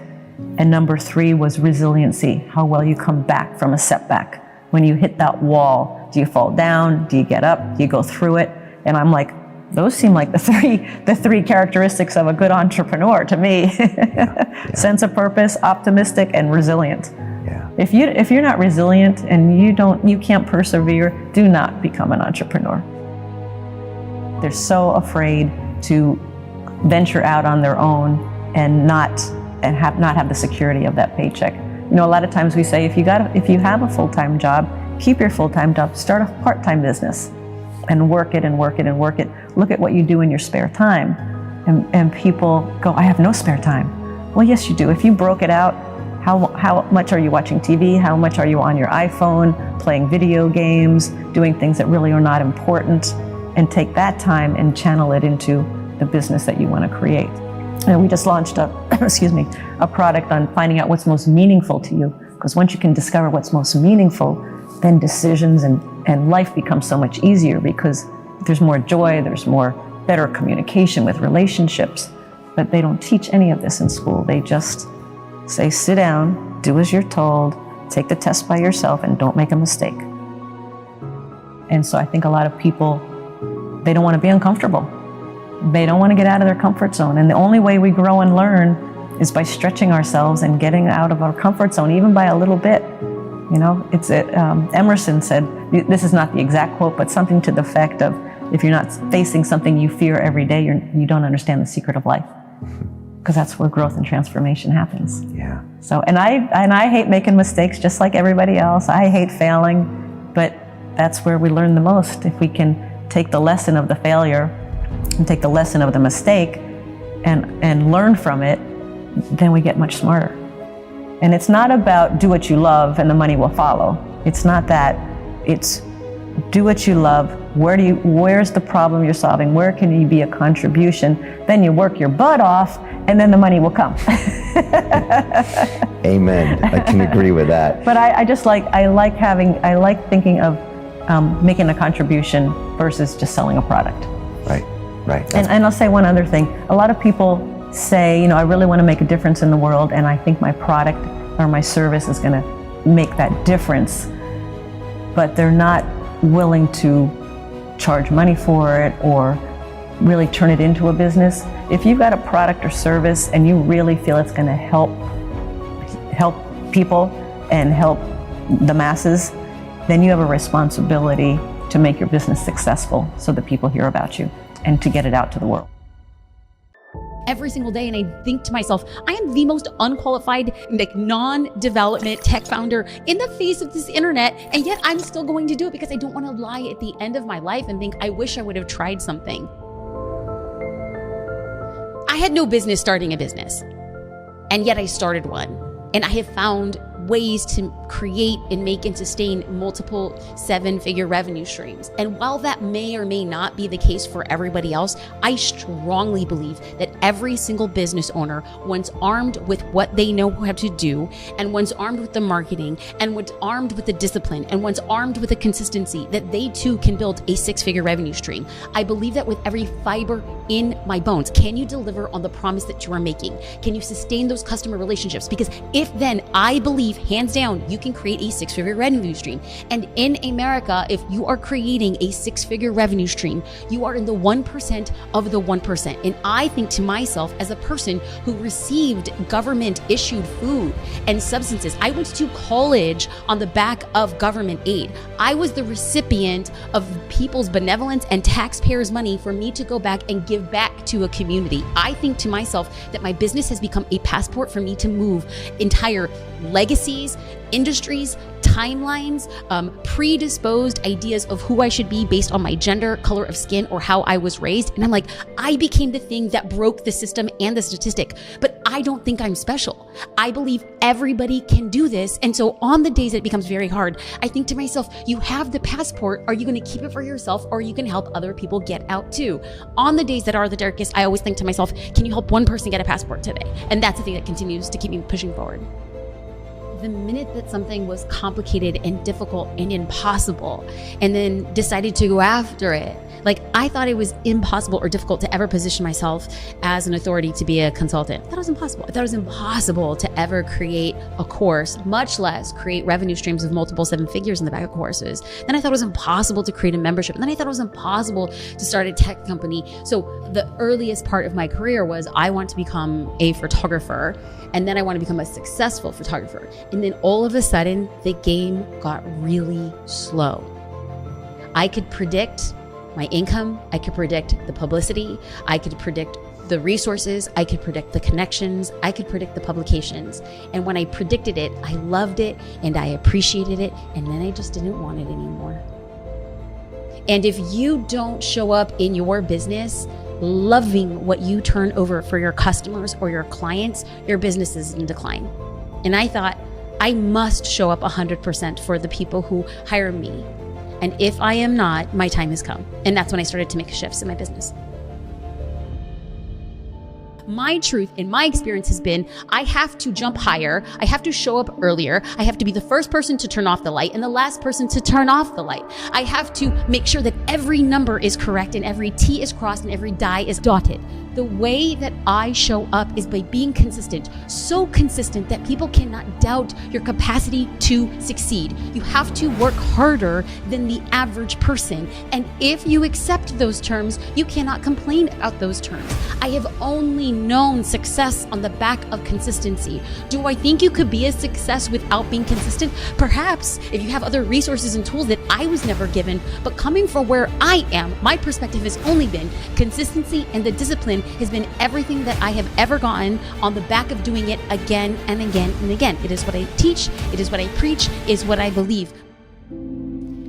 I'm going to give the advice that I heard my third year of business. I was sitting with a group of other photographers who were farther in their career, and I had always found a way, even though I couldn't afford to get educated specifically in the photography realm because there was like very high ticket experiences, I would find a way to leverage what I thought I was good at in exchange. And so I found a photographer in my area. I was living in Los Angeles at the time, and I said, hey, would I be able to go to your event and write a few blog posts about your event? And in addition to, if you let me come, could I also write your bio, like for your website? Because I gave like a little preview. I was like, his bio was just like, great photographer, love my camera. And I kind of wrote just like the first paragraph of what could be his bio based on things that I had read about him on the internet. And he was just like, yes. So I got into this room, and what he said, I felt like it just pierced my heart. And this is the thing that I will tell everybody again and again.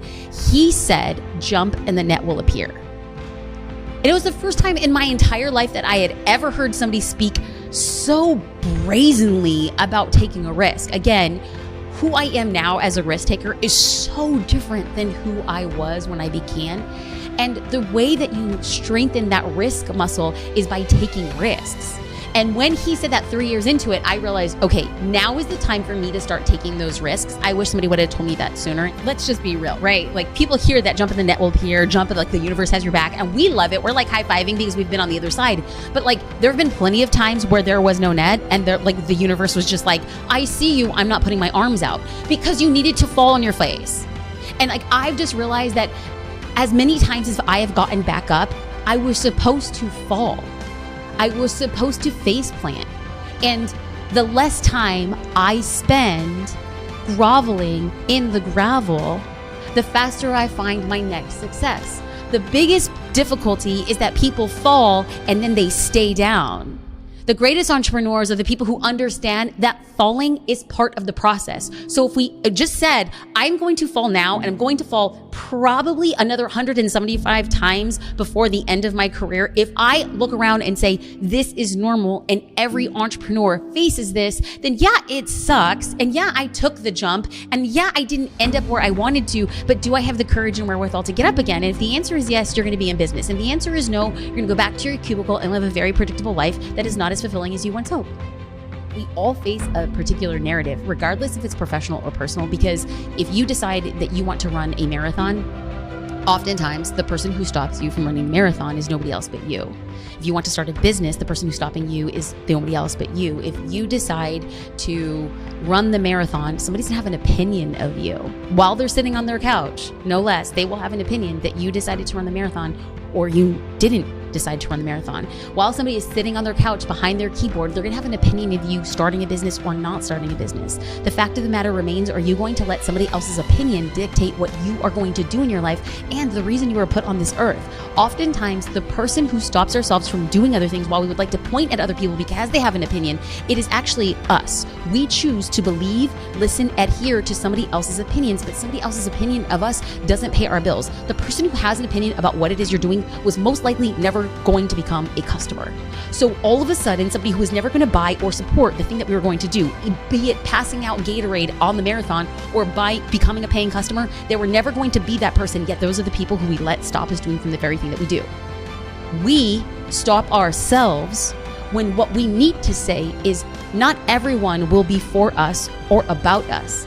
Do you accept the terms of that? And if you say yes, do it to the best of your ability. Every bad thing that has ever happened to you is your fault. And if tonight a meteorite comes screaming through the atmosphere, crashes into my bedroom and kills my wife, I will know that that is my fault.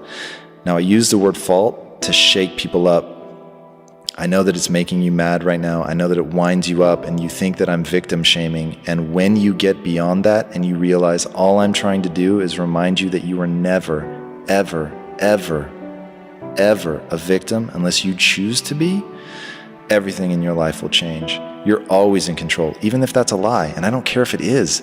Even if a meteorite coming in and killing my wife couldn't possibly be my fault, I'm gonna own it. Because the second I give away my power to somebody else, I'm now at something else's mercy, and there is some line that I can't cross, that I'm no longer in control, and I refuse to do that. If I could give anybody a gift, it would be that, for you to own that completely top to bottom, and to know that every good thing that's ever happened in your life, no matter how much it seemed like luck or coincidence, that was you earned that, you put yourself in that position. And as you move forward, life is one of two things: the result you wanted or the result you didn't want. If you don't get the result you want, you are by definition doing the wrong thing, and you must change. If you get the result that you want, then you did the right thing. Simple as, no gray, nothing in between, that's it.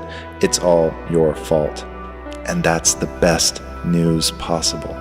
Audacity is nothing. Don't worry about being audacious. The reason people fear being audacious is they don't want to be me 10 years from now when this all fails, right? They're thinking, oh man, what if this doesn't work? This guy's gonna look like...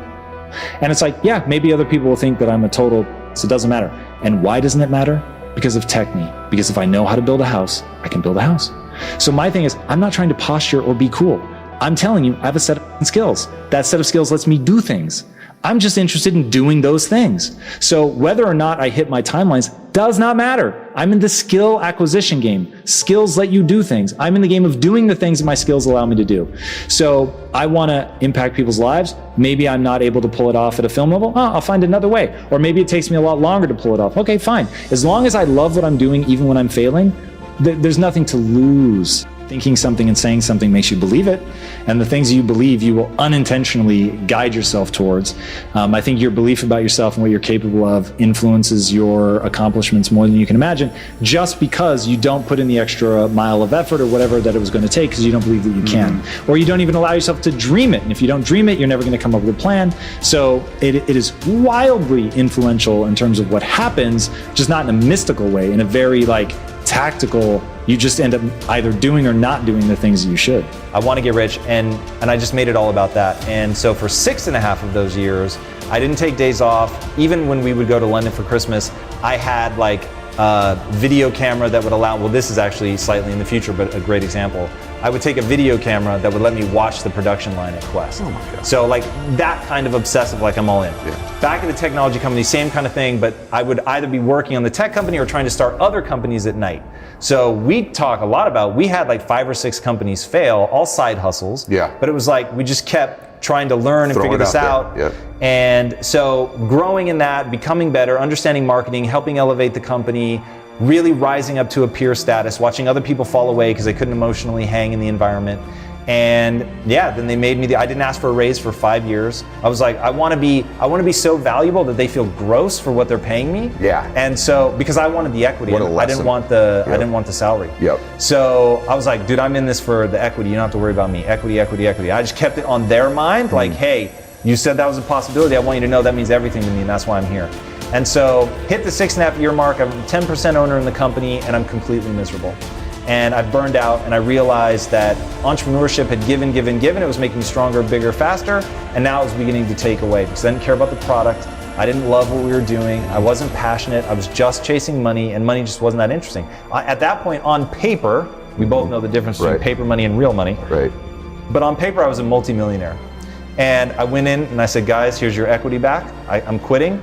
I'm not crossing the finish line, so I don't think I should get anything for this. And it actually ended up being a really cathartic moment where we could all say what we'd been feeling, which is, none of us are happy. And so it became, well, if we're going to keep doing this, if we're going to keep building businesses, because by then it was very clear to me the struggle is guaranteed, the success is not. And so I'm going to go do something I love. And they agreed, they felt the same, so we said, okay, well, what would we build that we would love even if we were failing?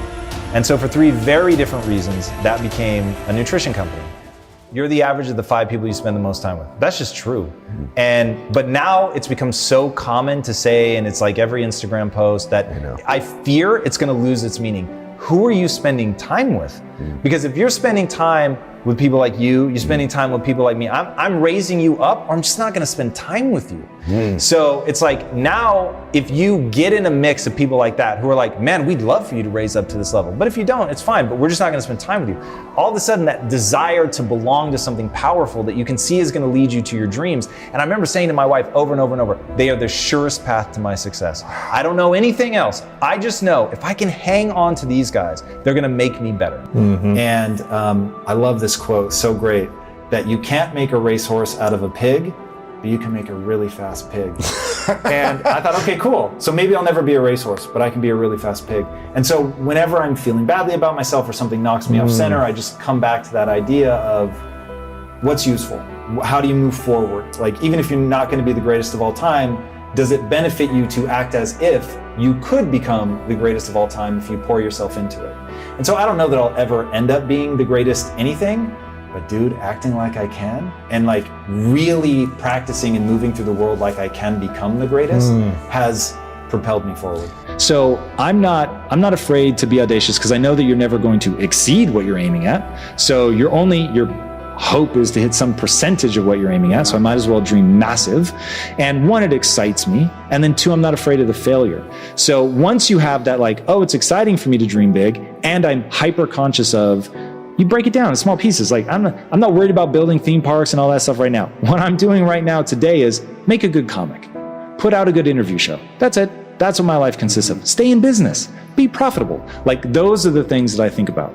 So I keep my goals, my immediate term goals, very manageable, but I make sure that they're feeding naturally into the grand vision. But I don't get scared or lost and thinking, oh my God, I have to do all that. Nope. Right now, today, I need to read a script. I need to make sure it's okay. I need to authorize it to be drawn. That's it. That's today. And as long as you're able to focus on that and get good at that, and then just always push yourself to make your skill set better and better and better, as long as it's leading towards that thing and you have clarity on where you're trying to go, so that you make sure the skills you're acquiring will actually lead you there, you'll be fine.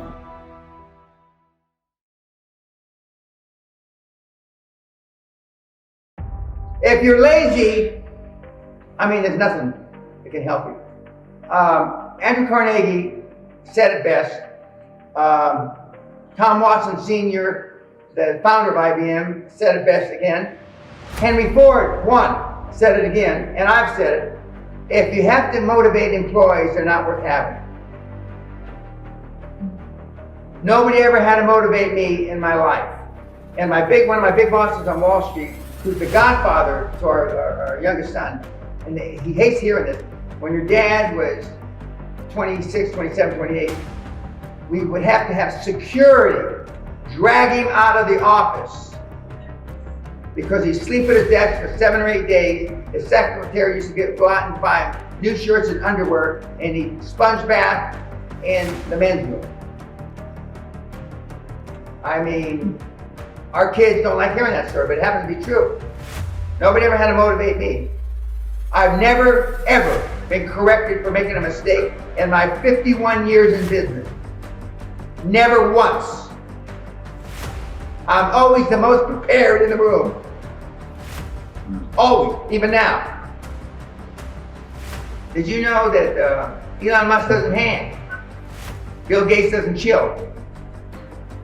Yet millennials, that's what they want to do. So if you surrounded yourself with 4, 5, or 6 people that want to hang,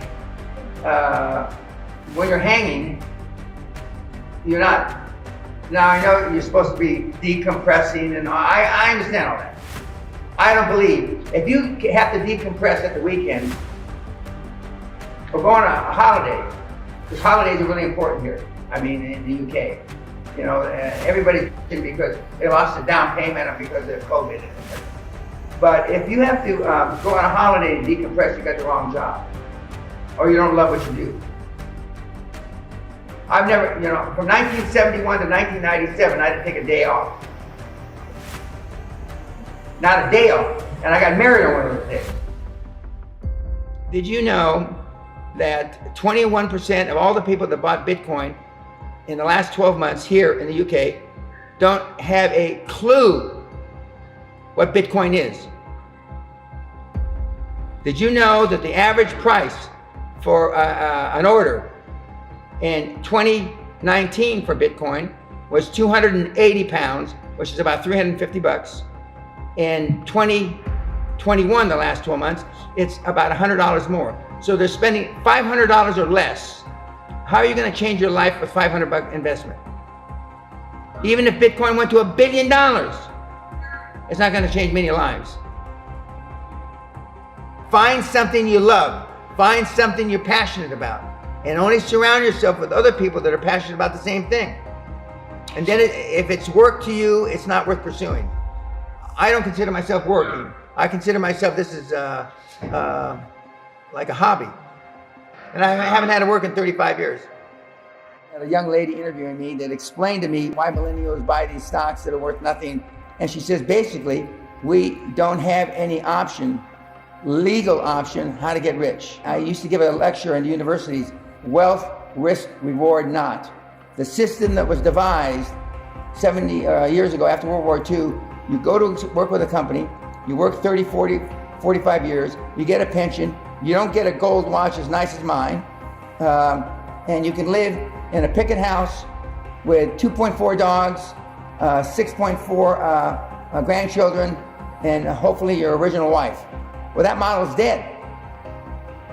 That is impossible anymore. And on top of it, you have $150,000 to $250,000 in debt for going to school. Some kids will be 45 years old and still be paying off student debt. Well, that's a load of crap. You want people with a like mind and that are better than you, smarter than you, more intelligent than you to get on your bus. And don't be so concerned about what you're going to do with those people, but you want to, the joint brain is, there's nothing the joint brain, collective brain or brains can't overcome. And I give the example of the atomic bomb, the Manhattan Project, and they were put together and they were told, we need to develop a weapon of mass destruction, which they didn't call it that back in those days, in the middle 40s, to end the war in the Pacific. And they did. They didn't know if it was implode or explode, but they did. But if your team doesn't look like that, then you should, I won't say you should give serious thought, you should just change. Number one, you want to be in a business where there's big margins, big gross margins. Not, for example, retail, forget about it. Restaurants, forget about it. Things that you want big margins. Unfortunately, in my opinion, most internet businesses have big margins. That's why you flock to it. First of all, you want between 20 and 40% gross margins. So even if you mismanage it, you'll come out with a decent net margin. Number two, if you're not first, you have to be different. What I see kids doing is just replicating the same business idea over and over again. How are you different? Well, who's your market? Do you really understand who your market is? More money than you think being made in green.